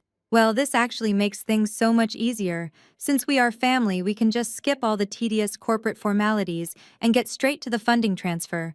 You know how solid my business model is. We can keep all the profits right here in the family. Sit down, Marcus, I commanded. I did not raise my voice, but the sheer absolute authority in my tone made him freeze instantly. I am not your little sister today, and this is not a family reunion. This is a formal financial review of the bridge loan application you submitted to my firm. I picked up a sleek silver remote from the center of the table and pressed a single button. The massive glass wall behind me instantly shifted from transparent to a dark, opaque black. A high-definition laser projector hummed to life overhead, casting the exact 70-page digital portfolio Marcus had submitted directly onto the massive screen. The fabricated numbers loomed over them in glowing white text. Let us deconstruct this highly imaginative fairy tale you sent to my chief analyst, I said, resting my elbows on the table. You are asking Apex Holdings for a $2 million cash injection based on a projected quarterly revenue of $400,000. However, a basic forensic sweep of your corporate routing numbers reveals that your actual gross revenue for the past 5 years has been exactly $0. You do not have a single paying client. You do not even employ a single software engineer. You are running a glorified shell company that exists solely to funnel seed money from gullible local investors into your personal checking accounts. Marcus swallowed hard, his artificial smile completely vanishing. He looked frantically at the screen and then back at me. Chloe, you do not understand, he stammered, his voice pitching up in panic. The market shifted. We had unexpected developmental delays, but we are in late-stage talks with a massive Silicon Valley buyer. I even included their signed letter of intent in the packet. I just need a short bridge loan to cover operating costs. I clicked the remote again. The screen shifted, displaying the supposedly confidential letter of intent he had forged. I reached into a leather folder on my desk and pulled out a single sheet of paper, sliding it across the polished wood. "You mean this letter?" I asked, my voice dripping with pure corporate disdain. "I personally called the chief executive officer of that tech giant yesterday morning. We serve on the same private equity advisory board. He has never heard of you. He has never heard of your startup. Furthermore, the corporate letterhead you used was officially phased out of their company 3 years ago. A first-year university finance intern would have flagged this pathetic document in exactly 3 minutes. You failed to match the font kerning, and you forged the signature of an executive who retired last spring." The boardroom was dead silent. My mother was gripping the back of a leather chair, her knuckles turning stark white. Derek was staring at his shoes, looking physically ill. Marcus stood completely exposed, stripped of his arrogance and his golden child armor. He had nowhere to hide. I laid out every single one of his financial failures with brutal surgical precision. I detailed how he had burned through his initial investor capital, how he had defaulted on multiple high-interest loans, and how his company was nothing more than a spectacular monument to his own staggering incompetence. "You walked into one of the most ruthless venture capital firms in Manhattan, thinking you could secure $2 million with a fake document," I said, shaking my head. "You are not a tech visionary, Marcus. You are a very stupid fraud." Chelsea suddenly slammed her hands down on the mahogany table, her face twisted in a mask of righteous indignation. She could not handle watching her husband be systematically dismantled. "You cannot speak to him like that," she shrieked, her voice echoing shrilly across the room. She immediately defaulted to playing the victim, a role she had perfected. "You have no idea how hard we have been struggling. We are victims of a terrible economy.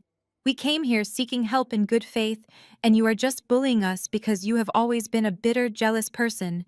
You should be using your wealth to uplift your brother, not tear him down." I slowly turned my cold gaze away from Marcus and fixed it entirely on Chelsea. I picked up the silver remote and clicked the button one more time. "Let us talk about your deep financial struggles, Chelsea," I said softly, as the massive screen behind me shifted to display her heavily redacted credit card statements and private banking records. "Let us talk about exactly how much it costs to be a victim." The massive screen illuminated the dark boardroom with a blinding display of Chelsea's recent financial transactions. I highlighted charges from luxury resorts and expensive cars she leased, tens of thousands of dollars spent on pure vanity, while her husband's business actively bled out. I looked at Chelsea, who was stammering and trying to cover her face. "You are not a victim, Chelsea," I stated firmly. "You are an active participant in your own financial ruin. You gladly spent money that did not exist, and now you want someone else to foot the bill." My mother could no longer contain her fury. Brenda slammed her hands down on the polished mahogany table and leaned forward, her eyes burning with rage. "Stop it right now, Chloe," she screamed, her voice cracking under the immense strain. "You are completely out of line. You have absolutely no right to sit there and bully your brother and his wife. They came to you for legitimate business help, and you are using your position to publicly humiliate them. You are a spiteful, vindictive child, and I am deeply ashamed to call you my daughter. We are leaving now. Marcus, gather your things. We do not need her dirty money. We will find a real investor who values family." Brenda turned to grab her purse fully, expecting Marcus and Derek to blindly follow her out the door, just as they had always done. But nobody moved. Marcus was still staring blankly at the screen, completely paralyzed by the exposure of his lies. Derek remained glued to his leather chair, his head hanging low in absolute defeat. "You are not going anywhere, Mom," I said, my voice remaining perfectly level. "And you are certainly not going to find another investor, because there is one final piece of business we need to address before you leave my building." I reached into my desk drawer and pulled out a thick red file folder. I tossed it casually across the long mahogany table. It slid smoothly across the polished wood and came to a stop directly in front of my father, Derek slowly lifted his head and stared at the red folder, as if it were a venomous snake preparing to strike. "Open it, Dad," I commanded. With trembling hands, Derek flipped open the heavy red cover. Inside was a massive stack of legal documents printed on heavy bond paper. He read the top page, and all the remaining color instantly drained from his weathered face.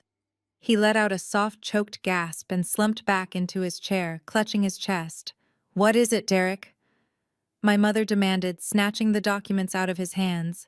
She scanned the first few lines, and her mouth fell open in total shock. "That is the original deed to your 4-bedroom colonial home in Atlanta," I explained calmly, folding my hands together on the table, along with the complete documentation of the massive $400,000 home equity loan you so generously took out to fund your golden child's fantasy.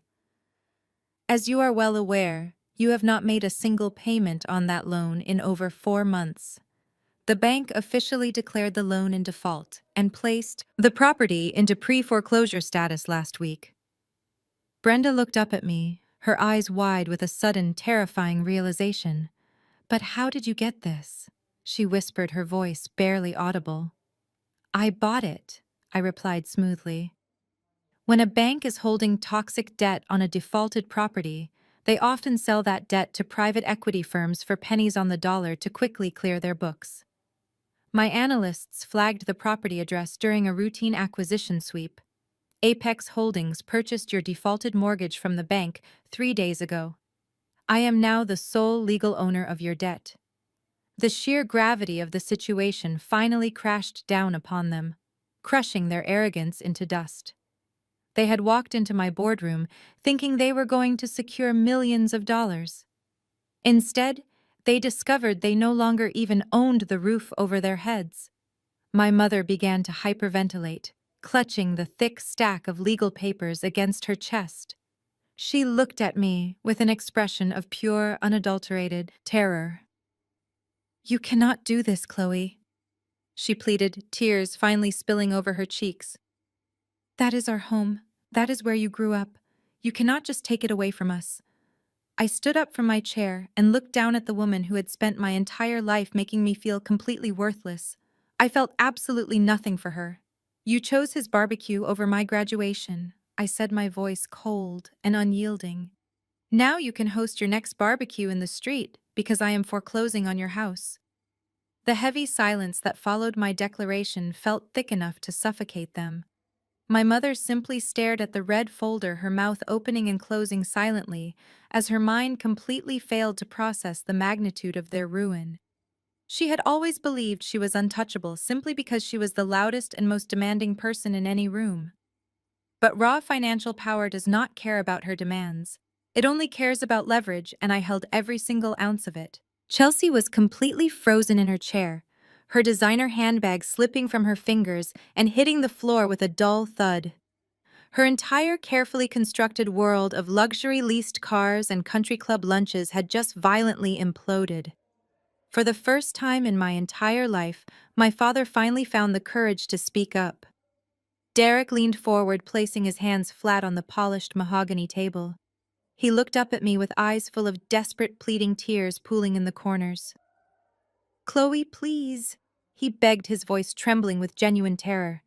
"You cannot do this to us. We are your family. We gave you a home. We fed you and clothed you.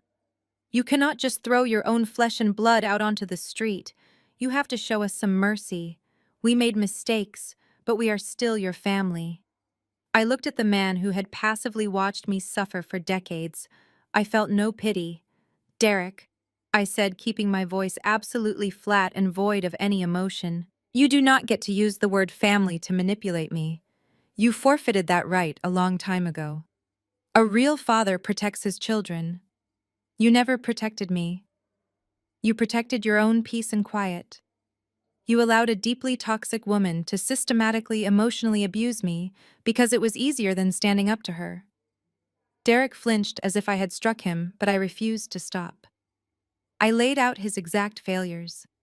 I reminded him of the time Marcus stole my college savings to buy a sports car, and Derek simply told me to be the bigger person.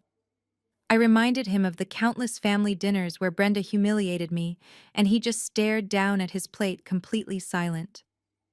I reminded him of my high school graduation when he let them leave early because Marcus was bored. You stood by and watched them slowly try to destroy my spirit, I continued.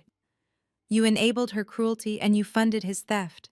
You co-signed that massive fraudulent loan because you were too weak to say no to your wife. You are not a victim of circumstance, Derek. You are the architect of your own destruction. Your silence was a choice, and this foreclosure is simply the consequence of that choice. My words hit him like physical blows. He dropped his face into his hands and began to sob openly, his shoulders shaking under his cheap suit. Brenda tried to comfort him, but she was too paralyzed by the shock of losing her house. The reality of their total ruin had finally settled over them like a heavy, suffocating blanket. They had absolutely nothing left. Their golden child had bankrupted them, and the scapegoat they discarded was the one holding the axe. But Marcus was never one to accept defeat gracefully. His entire identity was built on a massive, fragile ego, and that ego had just been completely shattered in front of his wife and parents.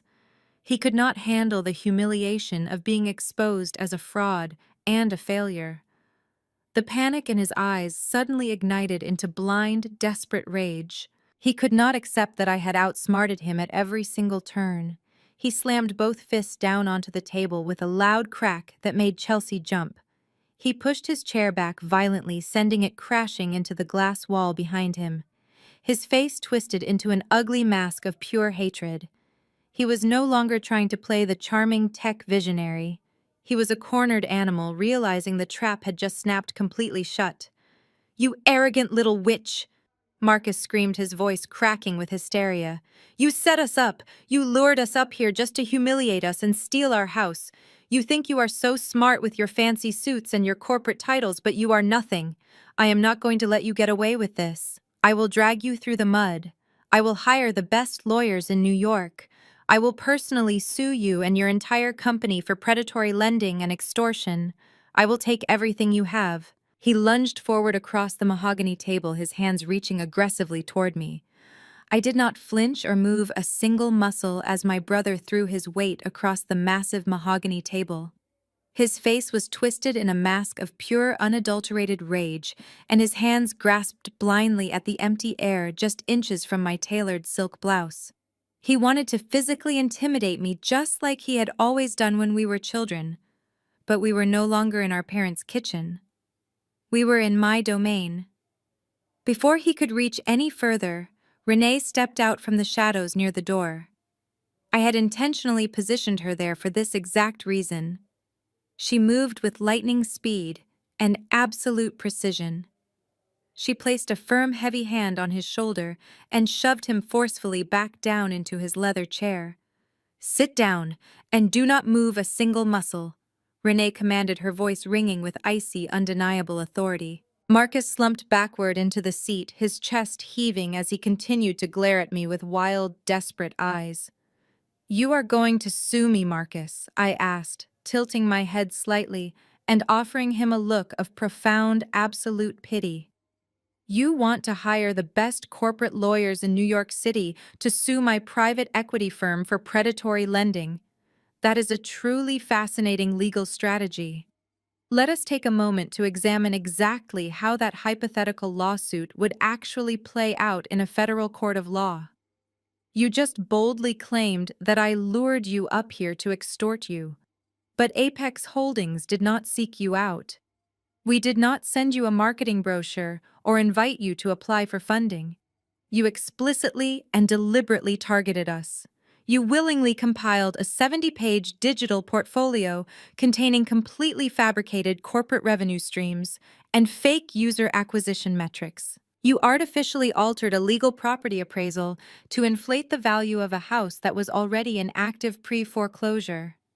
And you submitted joint tax returns that were entirely forged from top to bottom. I reached out and firmly pressed a small silver button on the sleek communication console built into my desk. A subtle green light illuminated, indicating the external security protocols were now officially activated. You did not just tell a few minor lies on a piece of paper to look impressive, Marcus. I continued, my voice slicing through the heavy, suffocating silence of the executive boardroom. You attached those forged financial documents to an electronic communication, and you actively transmitted them across state lines from Georgia to New York. You did this in a deliberate, calculated attempt to illegally secure $2 million from a registered financial institution. Do you have any idea what that actually means in the real world? Under United States federal law, that specific action is strictly defined as wire fraud and bank fraud. It is not a simple civil dispute over a misunderstood contract. It is a highly serious federal felony offense. The room grew so incredibly quiet that I could hear the erratic, ragged breathing of my father sitting at the end of the table. The color had instantly drained from Chelsea's face as the terrifying legal reality of my words finally began to penetrate her thick wall of entitlement. She looked down at her shaking hands, her designer rings suddenly looking very heavy and cheap. "And let us certainly not forget our generous secondary guarantor," I said, shifting my cold gaze directly to my sister-in-law. "Chelsea, you knowingly signed your name to a fraudulent legal document. You willfully submitted doctored personal tax records to artificially inflate your combined liquid assets. That makes you an active and willing co-conspirator in a massive interstate scheme to defraud a private equity firm. The mandatory federal penalty for wire fraud carries a maximum sentence of 20 years in a federal penitentiary for each individual count." My mother let out a loud, piercing gasp, grabbing the edge of the mahogany table, as if the floor had suddenly dropped out from underneath her. She looked back and forth between Marcus and me, her eyes wide with mounting horror. "You cannot do this, Chloe!" she shrieked, her voice echoing shrilly against the glass walls. "We are your family! You would not actually send your own flesh and blood brother and his wife to a federal prison. You are just trying to scare us. Tell me you are just trying to scare us." I looked at the woman who had demanded $50,000 from me just days ago, and I smiled a cold, empty smile. "I do not have a brother," I replied softly, leaning back in my chair. "Apex Holdings operates under a very strict corporate compliance protocol regarding attempted financial crimes. When we detect fraud of this massive magnitude, we do not simply reject the loan application and send you home. We are legally obligated to immediately notify the proper authorities and turn over all recorded evidence." The heavy oak boardroom doors suddenly clicked, unlatched. 2 federal agents stepped into the room. The agents walked past Renee with heavy, determined footsteps. They wore sharp, dark suits with golden shields clipped to their belts. The taller agent looked directly at my brother, asking him to confirm his identity. Marcus was completely speechless. He just stared at the badges with his mouth open. The agent did not wait for a verbal response. He pulled out a thick document. He announced in a loud, clear voice that he was executing a federal arrest warrant for Marcus and Chelsea on multiple counts of wire fraud, bank fraud, and conspiracy to commit federal crimes. Total chaos erupted inside the executive boardroom. My mother let out a loud scream, trying to throw herself between the agents and her golden child. Renee firmly guided my hysterical mother back into her seat, warning her that interfering was a criminal offense. Derek simply buried his face in his hands, weeping loudly. Marcus raised his hands in a weak, defensive gesture, babbling incoherently about a simple misunderstanding and begging for a chance to call his lawyer. But the most spectacular reaction came from Chelsea. The moment the federal agent read her name from the arrest warrant, her entire demeanor shifted with terrifying speed. The arrogant, entitled woman who had just demanded sparkling water and insulted my staff completely vanished. In her place appeared a desperately weeping, fragile victim. She took 3 large steps backward, physically distancing herself from her husband as if he were suddenly infected with a deadly disease. She covered her face with her hands and forced loud, dramatic sobs to echo through the room. "Please, you have to listen to me," Chelsea cried out, dropping to her knees and looking up at the federal agents with wide, tear-filled eyes. "I did not do anything wrong. I am just a victim in all of this. He made me do it." She pointed a trembling, manicured finger directly at Marcus, who looked back at her in absolute stunned disbelief. He is a very aggressive man and he has a terrible temper. He locked me in our bedroom and forced me to sign those papers. I was terrified for my life. You know how big and threatening he can be. I had absolutely no idea what those documents even were. I am just a frightened wife who was trying to survive a highly abusive situation. Please do not arrest me. I want to go home to my mother. It was a sickening display of weaponized white tears. She was deliberately leaning into deeply ingrained racial stereotypes, painting my brother as an aggressive, threatening black man, while casting herself as the innocent, helpless white woman. She was perfectly willing to throw her husband completely under the bus and ensure he received a maximum prison sentence if it meant saving her own skin. She sobbed louder, clutching the edge of the mahogany table and begging the agents to protect her from him. Marcus finally snapped out of his shock and turned on her with explosive fury. "You lying snake!" he screamed, his voice cracking with panic and rage. "You knew exactly what we were doing. You were the one who altered your own tax returns. You were the one who spent hundreds of thousands of dollars on designer clothes and luxury vacations. You begged me to find the money to keep your expensive leased car. Do not stand there and act like you were forced into anything.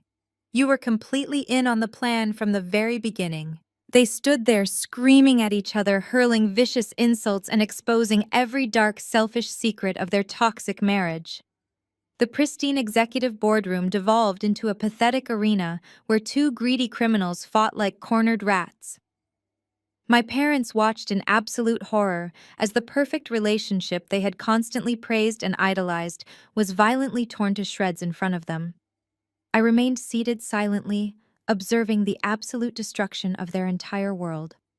Chelsea scrambled to her feet and reached out to grab the sleeve of the taller federal agent. She turned on her most pathetic, pleading voice, promising to cooperate fully and testify against Marcus if they would just let her walk out the door.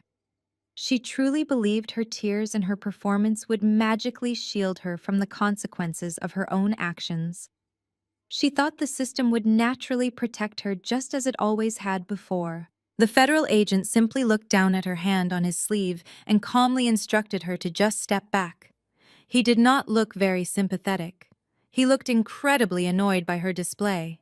He ignored her dramatic fake tears completely, noting that they already legally possessed her digital signature logs and a massive trail of emails she had personally sent, coordinating the entire massive fraud. The taller federal agent gestured to his partner, who stepped forward and pulled a pair of heavy steel handcuffs from his belt. The sound of the metal ratchets clicking open echoed sharply in the quiet boardroom, slicing through Chelsea's continued pathetic sobbing. The agent grabbed Marcus by the arm, turning him around and forcefully pulling his hands behind his back. Marcus did not even try to fight back. All the fake billionaire swagger had completely drained from his body, leaving him as nothing more than a hollow, terrified shell. He just stared blankly at the glass wall, watching his own reflection, as the cold steel clamped tightly around his wrists with a loud, unforgiving click.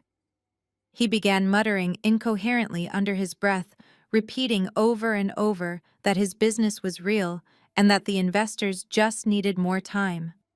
He was completely disconnected from reality, still desperately clinging to the delusion that he was a misunderstood genius rather than a common federal criminal. Chelsea, however, did not go quietly. When the second agent reached for her arms, she completely lost whatever small shred of dignity she had left. She thrashed backward, knocking over one of the expensive leather chairs and shrieking at the top of her lungs. She screamed that they were making a massive mistake. She demanded to speak to the manager of the FBI. She cried that the metal cuffs were going to deeply bruise her wrists and ruin her designer silk blouse.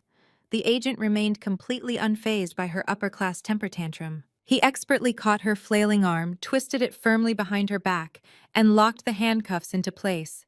She let out a loud, dramatic wail, letting her knees buckle, so the agent was forced to physically hold her up by her arms.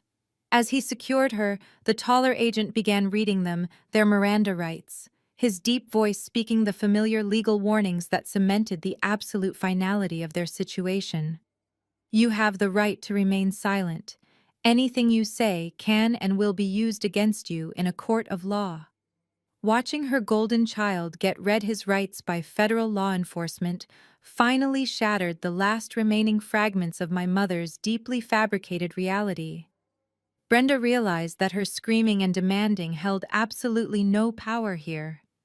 The authorities did not care about her maternal authority. The only person in the entire skyscraper who possessed the power to potentially stop this nightmare was the daughter she had spent 30 years actively destroying. Brenda slowly turned away from Marcus and looked at me. Her face was a horrific mask of smeared makeup and pure, unrestrained terror. Her legs gave out completely. She dropped hard onto the expensive woven carpet right beside my designer stilettos. She fell to her knees, crawling slightly forward until she was looking up at me from the floor. "Chloe, please," she begged, her voice a desperate, ragged whisper. "Please tell them it was all a big misunderstanding. Tell them we had a verbal agreement. Tell them you gave him permission to use the house. You own this entire company, Chloe. You can make this go away with one single word. He is your brother. He is my baby. You cannot let them take my baby away to a prison cell. He will not survive in there. I will do anything you want. I will apologize for the graduation. I will apologize for the necklace. Just tell these men that this is a private family matter and tell them to let him go." I looked down at the woman kneeling at my feet. For my entire childhood, I had desperately craved her approval. I had twisted myself into knots trying to be perfect, hoping that one day she would look at me with pride instead of constant irritation. But looking at her now begging on the floor for the son who had actively ruined their lives, I felt absolutely nothing. The emotional well had completely dried up. I did not feel a sudden surge of triumphant joy, and I did not feel any lingering sorrow. I just felt an icy, absolute calm. I slowly stood up from my leather chair, smoothing out the front of my tailored suit. I looked down into my mother's terrified, weeping eyes, and my expression remained completely unreadable.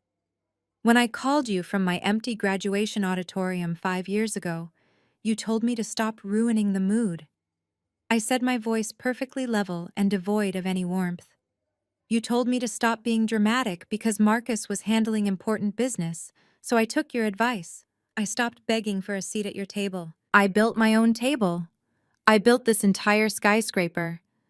I am not being dramatic, Mom. I am just doing business."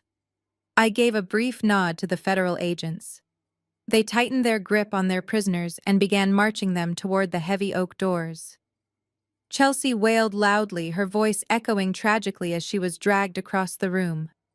Marcus kept his head hung low in absolute shame, refusing to make eye contact with anyone.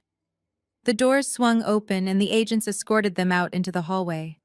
I watched them disappear into the secure elevator, knowing with absolute certainty that their fraudulent empire was permanently destroyed, and their lives as they knew them were effectively over. The heavy oak doors swung shut with a soft mechanical click, sealing the three of us inside the executive boardroom. The absolute silence that descended upon the room was deafening. It was a thick, heavy quiet that pressed against the eardrums, a stark contrast to the hysterical screaming and crying that had filled the space just moments prior. The only sound was the erratic, shallow breathing of my mother, who was still slumped on the expensive woven carpet. My father remained completely paralyzed in his leather chair, staring blankly at the polished mahogany table as if he had suffered a massive stroke. The golden child was gone. The illusion of their superiority was completely shattered. They were finally alone with the scapegoat they had created. I slowly walked back to my seat at the head of the table. I did not offer my mother a hand to help her up from the floor. I did not ask my father if he needed a glass of water. The time for familial compassion had expired exactly 5 years ago in an empty graduation auditorium. I reached into the deep drawer of my desk and pulled out a single crisp manila envelope. I placed it on the table and slid it carefully toward my father. It glided across the smooth wood and stopped right next to the red foreclosure folder. Derek slowly blinked his eyes, struggling to pull himself out of his catatonic state. He looked down at the envelope, but made absolutely no move to touch it. Brenda finally dragged herself up from the floor, leaning heavily against the back of her chair. Her designer makeup was completely ruined, running down her cheeks in dark, muddy streaks. She looked exhausted, broken, and suddenly very old. "What is that?" she whispered, her voice completely hoarse from screaming. "That is a formal, legally binding 30-day notice to vacate the premises," I said, keeping my tone perfectly even and professional. "As the new legal owner of the property, I am exercising my right to take full possession. You have exactly 30 calendar days from this exact moment to pack your belongings and vacate the house in Atlanta. If you are not completely moved out by midnight on the 30th day, I will have local law enforcement physically remove you from the property, and your remaining possessions will be seized and discarded." Derek finally looked up at me, his eyes red and swollen. "Chloe, where are we supposed to go?" he asked, his voice trembling with pathetic weakness. "We do not have any savings left. Marcus took everything. We cannot afford to rent a new place on such short notice. We will be completely homeless." I looked at my father and felt absolutely zero guilt. "That is a logistical problem for you and your wife to figure out, Derek," I replied coldly. "You should have considered your retirement housing options before you secretly signed away your only financial safety net to fund a fake tech startup. You gambled your entire life on Marcus. You bet on the wrong child. I am not a charity, and I am certainly not your safety net. You allowed my mother to treat me like a burden my entire life. Now you are learning what a real burden feels like." Brenda let out a bitter, sobbing laugh, gripping the edge of the table. "You are a monster!" she hissed, her voice dripping with venom despite her defeated posture. She still refused to take any accountability. "You planned this. You waited 5 years just to destroy us. You are enjoying seeing your own parents suffer. No normal person would do this to the people who gave them life." I refused to engage in her emotional manipulation. I did not raise my voice or take the bait. I simply looked at her with the cold, calculating eyes of a corporate executive. "I did not plan for Marcus to commit federal wire fraud," I stated calmly. "I did not plan for you to leverage your house for a lie. You destroyed yourselves by being greedy and arrogant. I simply bought the debt you willingly created." I stepped back from the table and picked up my silver remote, clicking a button to turn off the overhead projector. The massive screen went dark, casting the room back into natural sunlight. The bright Manhattan skyline gleamed through the glass walls, a sharp contrast to the dark, miserable reality my parents were now trapped inside. I smoothed the wrinkles from my tailored suit jacket and picked up my leather portfolio. "There is nothing left to discuss here," I said, preparing to leave. "The legal paperwork is in front of you. My security team will escort you out of the building. Do not attempt to contact my office again. Do not attempt to call me. If you refuse to leave the property in 30 days, my lawyers will handle the eviction through the courts." I turned my back on them and began walking toward the heavy oak doors. I did not look over my shoulder. I did not wait for another tearful apology or angry outburst. They were no longer my parents. They were simply defaulted tenants occupying an asset in my corporate portfolio. The transaction was complete, and I was walking away to initiate the final definitive severing of the bloodline. I had just turned my back and taken 3 steps toward the heavy oak doors when I heard the sudden frantic scraping of a leather chair against the floorboards. My mother was not going to let me walk away. For 33 years, she had dictated the terms of every single interaction we ever had. She had always commanded the room, demanding absolute submission from me. The realization that she had completely lost control of the narrative and lost her house finally pushed her over the edge of reason. She let out a guttural, desperate shriek and lunged across the boardroom. "Chloe, you wait right there!"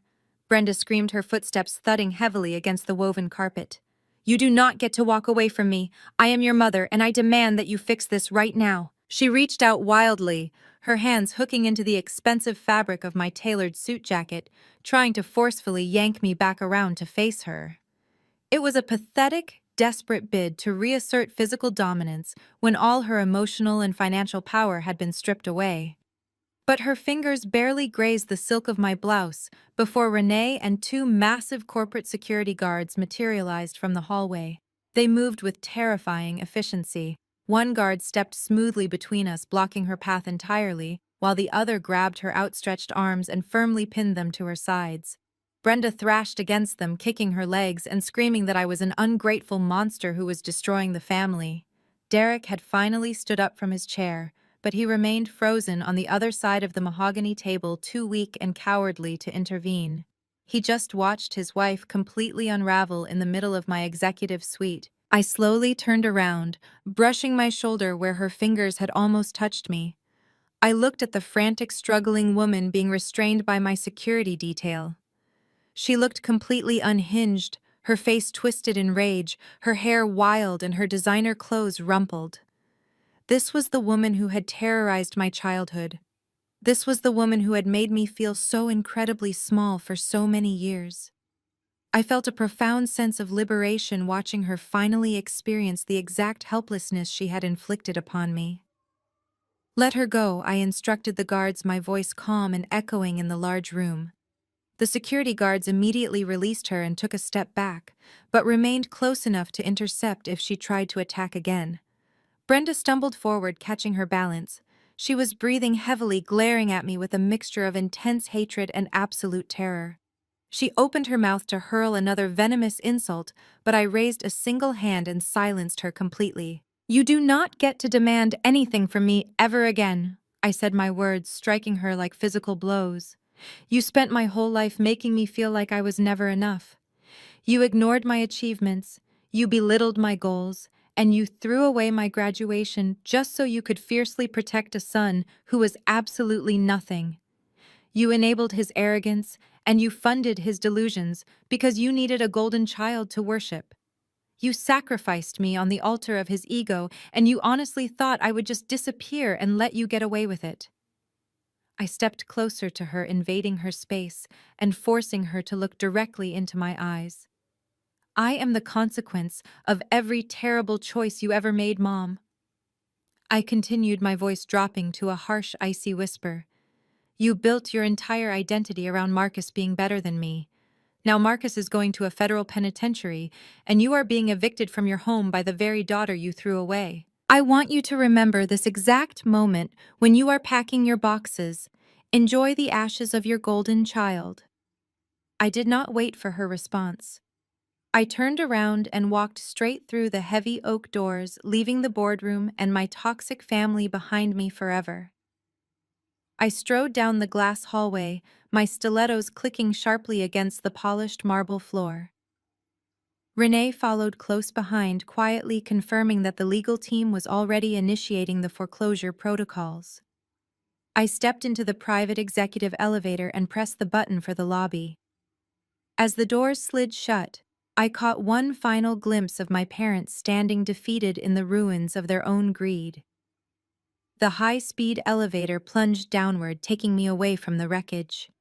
I walked across the sprawling lobby, pushed through the revolving glass doors, and stepped out onto the busy Manhattan sidewalk. I closed my eyes, taking a deep breath of the crisp, fresh New York air. It was the absolute sweetest breath I had ever taken. I was finally completely free from the suffocating chains of my traumatic past.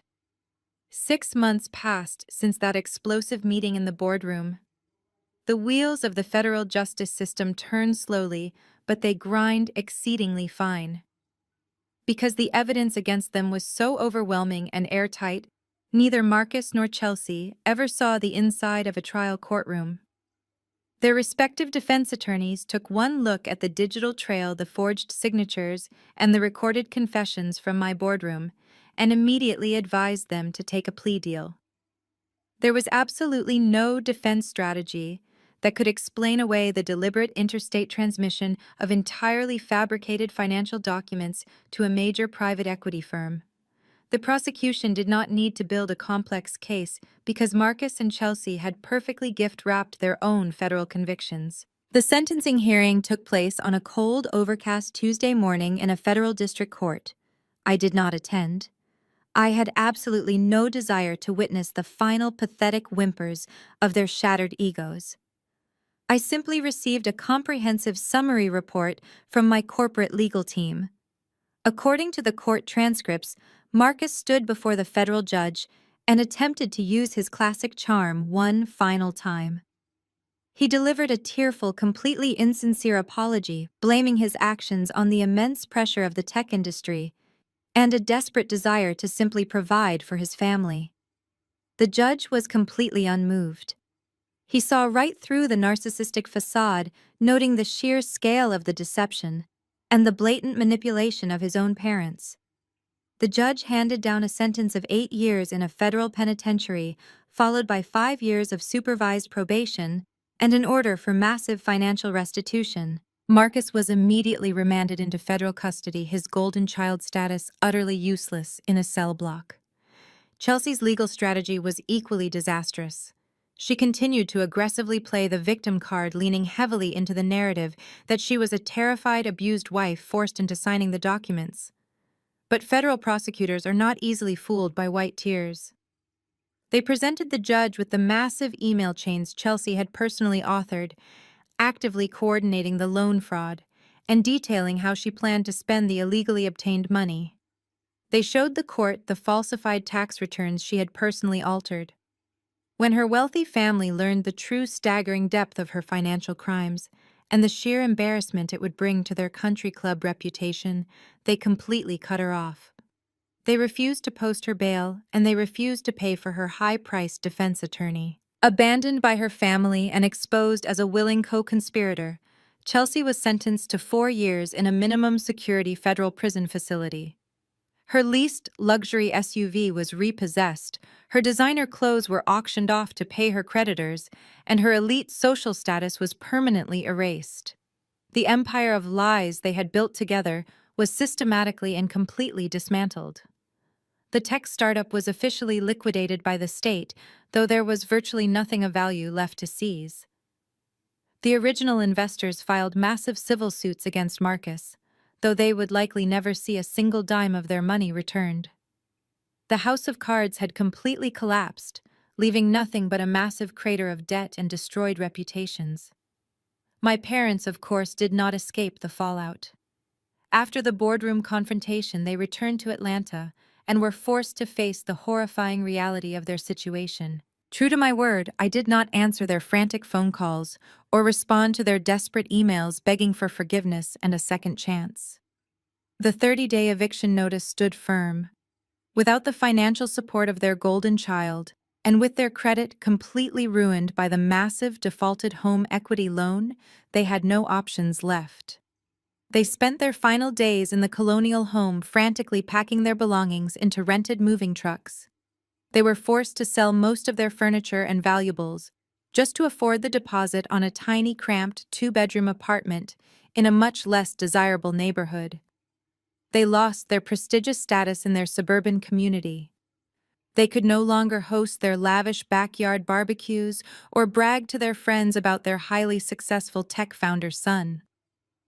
Instead, they became a cautionary tale whispered about at local dinner parties. Brenda spent her days bitterly complaining to anyone who would listen about her cruel, ungrateful daughter, completely ignoring her own massive role in their destruction. Derek sank deeper into his quiet, passive depression, entirely consumed by the crushing weight of his monumental failure as a father and a provider. They were trapped together in their tiny apartment, surrounded by boxes and the bitter ghost of the golden child they had sacrificed everything for. The legal and financial destruction was absolute. The toxic family unit had been completely neutralized, and my empire remained completely untouched. But there was still one final piece of business that needed my attention. What happened to the sprawling 4-bedroom colonial house in Atlanta? I flew back to Atlanta 2 weeks after the 30-day eviction notice officially expired. My corporate legal team had already handled the formal transfer of the deed and secured the entire perimeter of the property. When my private car pulled into the familiar driveway, the sprawling 4-bedroom colonial house looked completely different to me. It no longer looked like an imposing fortress of endless expectations and relentless emotional abuse. It just looked incredibly sad and empty. I used my new set of keys to unlock the heavy front door and walked directly into the main foyer. The house was completely stripped bare of all furniture and decorations. The silence inside the walls was profound and heavy. I walked through the empty rooms, letting my designer stilettos echo sharply against the scuffed hardwood floors. I stood in the massive kitchen where my mother had demanded $50,000 to fund a federal crime. I walked slowly up the main staircase and stood inside the pale blue bedroom that I had always fiercely hated, but was forced to quietly endure. Every single room held a ghost of a cruel comment or a dismissed achievement. The real estate market in that specific affluent suburban neighborhood was incredibly hot. My senior financial advisors back in Manhattan had strongly recommended putting the property up for sale immediately. They projected it would easily sell for over $900,000 in cash to a wealthy family within a single week. It would be a clean, highly profitable end to the entire chaotic ordeal. But as I stood alone in the center of the empty formal dining room, where I had been systematically ignored and belittled for decades, I realized I did not want another family to bring their money here. I did not want to pass this house on to someone else. The walls held far too much misery. The physical foundation of the structure felt soaked in the toxic favoritism that had ultimately destroyed my brother and enabled my parents. Selling it to the highest bidder felt like leaving a cursed monument standing intact. I pulled out my phone and made a single brief call to Renee, my vice president of operations in New York. I told her to immediately cancel all the pending real estate listings and hire the most efficient commercial demolition company in the greater Atlanta area. 3 days later, I stood on the sidewalk directly across the street wearing dark sunglasses and a tailored trench coat. I watched with absolute fascination as a massive yellow excavator rolled onto the perfectly manicured front lawn. The heavy steel claw raised high into the morning air and crashed directly through the roof of the master bedroom. The deafening sound of splintering wood tearing drywall and shattering glass echoed loudly through the quiet suburban neighborhood. Several former neighbors stepped out onto their front porches to watch the violent spectacle in absolute shock. They probably thought the bank was simply clearing the lot for a wealthy modern developer. They had absolutely no idea it was the discarded scapegoat daughter burying her painful past. It took the crew less than 6 hours to completely flatten the massive structure. By sunset, the imposing colonial house was nothing but a massive pile of rubble and splintered wood waiting to be hauled away. I did not leave the lot vacant. Before the demolition crew had even finished clearing the heavy debris, I finalized the extensive legal paperwork for a massive philanthropic transfer. I donated the entire cleared acre of prime suburban real estate to a highly respected local nonprofit organization. It was a charity dedicated exclusively to building advanced community centers and providing full academic scholarships for underprivileged Black girls pursuing higher education in the quantitative sciences. I also fully funded the complete construction of their new state-of-the-art facility on that exact plot of land. I specifically stipulated in the legal contract that the building would remain entirely unnamed. I did not want my corporate name on it, and I certainly did not want my family name anywhere near it. I just wanted it to be a safe, powerful space for young women who were constantly told they were not enough to finally realize they possessed the power to conquer the corporate world. Standing there looking at the freshly leveled dirt, I felt an overwhelming sense of profound absolute peace. The physical manifestation of my childhood trauma was completely gone, effectively erased from the face of the earth. In its place, something deeply beautiful and empowering would soon rise to help girls just like me. My parents had tried to use that specific plot of land to fund a pathetic legacy of lies and greed. I chose to use it to cultivate a lasting legacy of brilliant, independent women. It was the ultimate erasure of their toxic legacy. With the physical destruction of the house complete and the philanthropic foundation laid, I returned to New York City. The flight back felt remarkably different from the desperate escape I had made 5 years earlier. I was no longer a terrified young woman fleeing from emotional abuse and financial manipulation. I was returning home as a conqueror who had permanently neutralized the biggest threat to her peace of mind. The city lights below welcomed me back to the reality I had actively chosen and fiercely protected. But as the plane descended toward the gleaming Manhattan skyline, I realized something profound. True healing is never just about executing the perfect revenge. Revenge is a cold dish that satisfies the ego for a brief moment, but it does not nourish the soul. The satisfaction of watching Marcus get handcuffed or seeing my mother lose her beloved colonial house was undeniable. It balanced the scales of justice. Yet the real victory was not in destroying their lives. The real victory was in the beautiful, untouchable life I had meticulously built for myself out of the ashes of their rejection. I walked into the Apex Holdings office the next morning and looked around at the empire I had created. Renee greeted me at the front desk with a warm, genuine smile, handing me my morning coffee and a briefing file. Julian, my chief analyst, waved from his glass office, already deep into a new portfolio. These people were not just my employees, they were the foundation of my chosen family. We respected each other, we protected each other, and we valued hard work over unearned entitlement. There were no golden children here, and there were no scapegoats. There was only mutual respect and shared success. For 30 years, I had desperately craved the approval of a mother who saw me only as a threat and a father who saw me only as an inconvenience. I had exhausted myself trying to prove my worth to people who were fundamentally incapable of valuing me. I had believed the toxic lie that blood dictates absolute loyalty. But looking at the incredibly talented, loyal people I had surrounded myself with, I finally understood the truth. Blood simply dictates biology. Loyalty, love, and respect are earned through consistent actions and genuine care. My parents never earned my loyalty, and Marcus certainly never earned my respect. The psychological term for the role I was assigned in my family is the scapegoat. The scapegoat is the person who carries the blame for the toxic family dysfunction, allowing the golden child to remain flawless and the parents to remain blameless. The only way to win the twisted game of the golden child and the scapegoat is to completely refuse to play. By walking away from that empty graduation auditorium, I had taken away their punching bag. Without me there to absorb their dysfunction, the poison had nowhere to go but inward. They ended up destroying themselves exactly as I knew they would. I sat down at my mahogany desk and looked at the silver nameplate that read, Dr. Chloe Davenport. I had abandoned my family name because it felt like a heavy chain dragging me down into a pit of mediocrity and despair. But now the name Davenport meant something entirely different.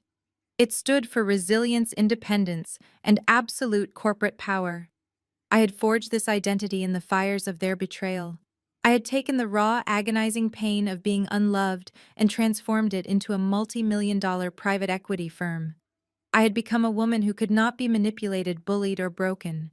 The profound peace I felt was no longer tied to their punishment. It was tied to my own absolute freedom. I no longer woke up wondering if I was smart enough, pretty enough, or successful enough to finally earn a seat at their table. I had built a much better table, and I was the one deciding who was invited to sit. The heavy burden of their endless expectations was permanently gone, replaced by the limitless potential of my own ambitions. The storm that had raged inside me for decades was finally over, leaving behind a calm, clear horizon. As I looked out the massive glass windows of my office at the bustling city below, I realized my story was not just a personal triumph. It was a blueprint for survival. It was a stark reminder that walking away from toxic bloodlines is not an act of betrayal, but an act of profound self-preservation. I turned away from the window and prepared to speak, knowing there were thousands of people out there carrying the exact same heavy burdens I had just successfully destroyed. I walked across my office and sat down in the leather chair positioned in front of the recording camera. I looked straight into the lens, knowing that behind the glass there was someone sitting in their own childhood bedroom feeling exactly as trapped as I once did. I pressed the record button and took a deep, steadying breath. I want to talk directly to you now, I said, my voice carrying the absolute certainty of a woman who has fought her way through hell and emerged completely untouched. We need to have a very honest conversation about the lies we have been sold regarding family loyalty. For my entire life, I was conditioned to believe family was an unbreakable bond. In our culture, especially as Black women, we are burdened with a very specific and incredibly heavy set of expectations. We are taught from a very young age that we must be the strong ones. We are expected to be the emotional anchors, the financial safety nets, and the silent shock absorbers for every single dysfunction our families create. We are told to endlessly forgive the brothers who steal from us and respect the parents who constantly belittle us simply because we share the same last name. We are actively trained to set ourselves on fire just to keep our relatives warm. If you manage to break the cycle and achieve any level of success, that pressure only intensifies. Suddenly, your hard-earned money is viewed as community property. If you establish boundaries, you are immediately labeled as arrogant or ungrateful. You are accused of forgetting where you came from or thinking you are better than everyone else. But let me be perfectly clear about something. Setting a boundary to protect your peace does not mean you are arrogant. It means you are awake. They tell us that blood is thicker than water, but sometimes blood is just poison. And drinking poison just because it was poured by your mother or your brother will still kill you in the end. You do not owe your success to the people who tried to bury you. Let that sink in. Providing food and shelter is the absolute bare minimum legal requirement of choosing to become a parent. It does not buy them a lifelong all-access pass to your bank account, and it certainly does not give them the right to emotionally abuse you. You do not owe a debt of gratitude to the people who watched you struggle and chose to look the other way. You are allowed to take the success you built with your own two hands and walk completely away from the people who only want to tear it down. Cutting off toxic family members is not a glamorous or easy process. It is incredibly painful. When you finally stop handing over your money and your energy, they will absolutely make you the villain of their story. They will smear your name to the extended family. They will play the victim to anyone who will listen. They will claim they have absolutely no idea why you are acting so cruelly toward them. Let them talk. Let them paint you as the villain. Embrace that role if it means preserving your sanity. Your peace of mind is worth infinitely more than their manipulated version of the truth. It took me 33 years to realize that my mother was never going to love me the way I deserved, and that my brother was never going to respect me as an equal. I spent decades trying to decode the secret formula that would finally make them proud. But the game was rigged from the very beginning. The only winning move was to flip the board and walk away. When I stopped seeking their validation, I unlocked a level of power and focus that allowed me to build an empire. If you are currently sitting in a house where you are treated as an afterthought, I need you to listen to me. Your current environment is not your permanent destination. The people who are trying to dim your light are only doing so because your potential absolutely terrifies them. They know that once you realize your own worth, you will never let them control you again. Do not let them clip your wings just to make them feel comfortable walking on the ground. You possess the power to rewrite the entire trajectory of your life. It requires immense courage and a willingness to be misunderstood by the people you once loved. But the freedom waiting for you on the other side of that difficult choice is beautiful beyond measure. You have to choose yourself because nobody else is going to do it for you. This brings me to the final question. What are you willing to sacrifice today to guarantee your absolute freedom tomorrow? I chose my peace over their comfort, and I can tell you right now, it was the greatest investment I ever made. It yielded daily dividends that no stock market or private equity firm could ever possibly match. When you finally stop pouring your emotional and financial capital into a black hole of familial guilt, you suddenly have all of those valuable resources available to build your own life. You get to keep your energy, you get to keep your joy, you get to keep your hard-earned money, but most importantly, you get to keep your sanity intact. Breaking generational curses is never a passive activity. It requires a ruthless dedication to your own well-being. It requires you to be perfectly fine with playing the villain in their fabricated story, so you can finally be the unapologetic hero in your own.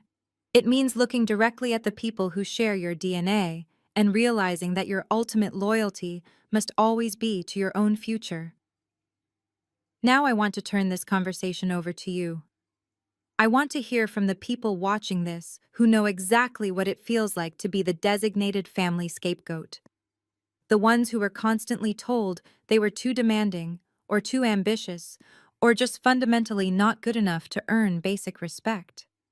Have you ever had to walk away from a highly toxic family dynamic just to protect your future? Have you ever had to pack your bags, change your phone number, and completely disappear just to find a single moment of genuine silence? I know exactly how terrifying and isolating that choice can feel in the beginning. When you first make that deep cut, it feels like you are walking through the world completely alone without a safety net. But I promise you that you are not alone.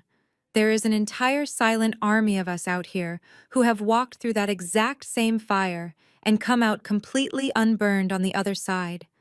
Did you ever get the chance to serve them a massive dose of reality? Did you ever experience that one perfect, crystal clear moment where the tables finally turned and they had to look up at the very person they used to constantly step on? Maybe your moment was not executed in a glass-enclosed Manhattan boardroom. Maybe it was just a quiet, firm no delivered across a kitchen table. Maybe it was the day you finally drove away from your hometown and refused to look back in the rearview mirror. Or maybe it was simply the day you decided to stop answering their demanding text messages. Whatever your specific moment of clarity and triumph was, I want to read all about it. Drop your stories in the comments below this video. Let this comment section become a powerful digital testament to our collective survival and strength. Share the exact moment you realized your worth was completely independent of their validation. Detail how you finally stopped funding their endless delusions and started funding your own massive dreams. Reading your lived experiences will help someone else out there find the vital courage they desperately need to finally lock their doors and protect their peace. Your story serves as absolute concrete proof that there is profound happiness waiting on the other side of the endless family guilt trip. It proves that surviving the scapegoat label is just the first step toward building an empire of your own.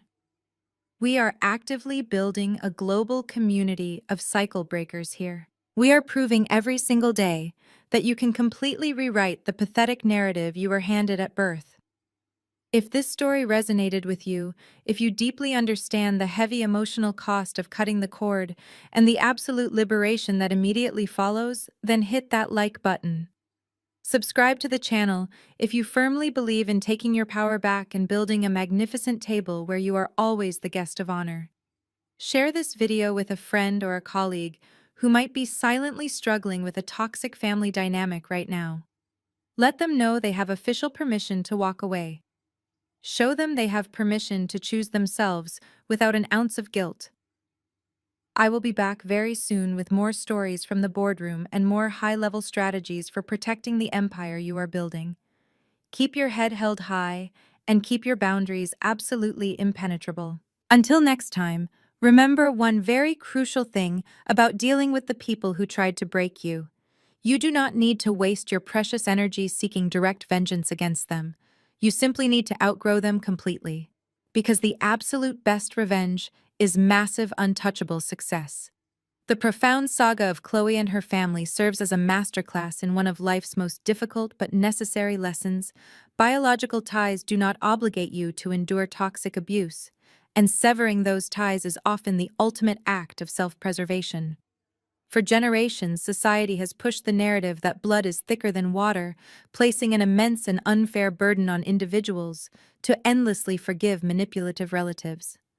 Chloe's story violently shatters this illusion, proving that when family loyalty requires you to sacrifice your sanity, your finances, or your dignity, it is no longer love, it is a hostage situation. Through her family's catastrophic downfall, we see the destructive reality of the golden child and scapegoat dynamic. Her parents' blind, enabling devotion to her brother Marcus led them straight into federal crimes and absolute financial ruin. Meanwhile, Chloe, the discarded scapegoat, achieved monumental success precisely because she stopped seeking validation from people who were fundamentally incapable of valuing her. She teaches us that true healing isn't found in petty revenge, but in the radical acceptance that you cannot save people who are entirely committed to their own destruction. Her decision to bulldoze her childhood home and replace it with a philanthropic foundation beautifully illustrates the final phase of this lesson out of the ashes of generational trauma. We have the power to build a magnificent legacy of purpose. Walking away from a toxic bloodline is not a betrayal. It is the vital clearing of emotional debris so that your actual life can take root and flourish. You are allowed to build a table where you are respected, and you are allowed to decide who gets a seat. Evaluate the relationships in your life that consistently drain your spirit and possess the fierce courage to completely walk away from anyone who costs you your peace.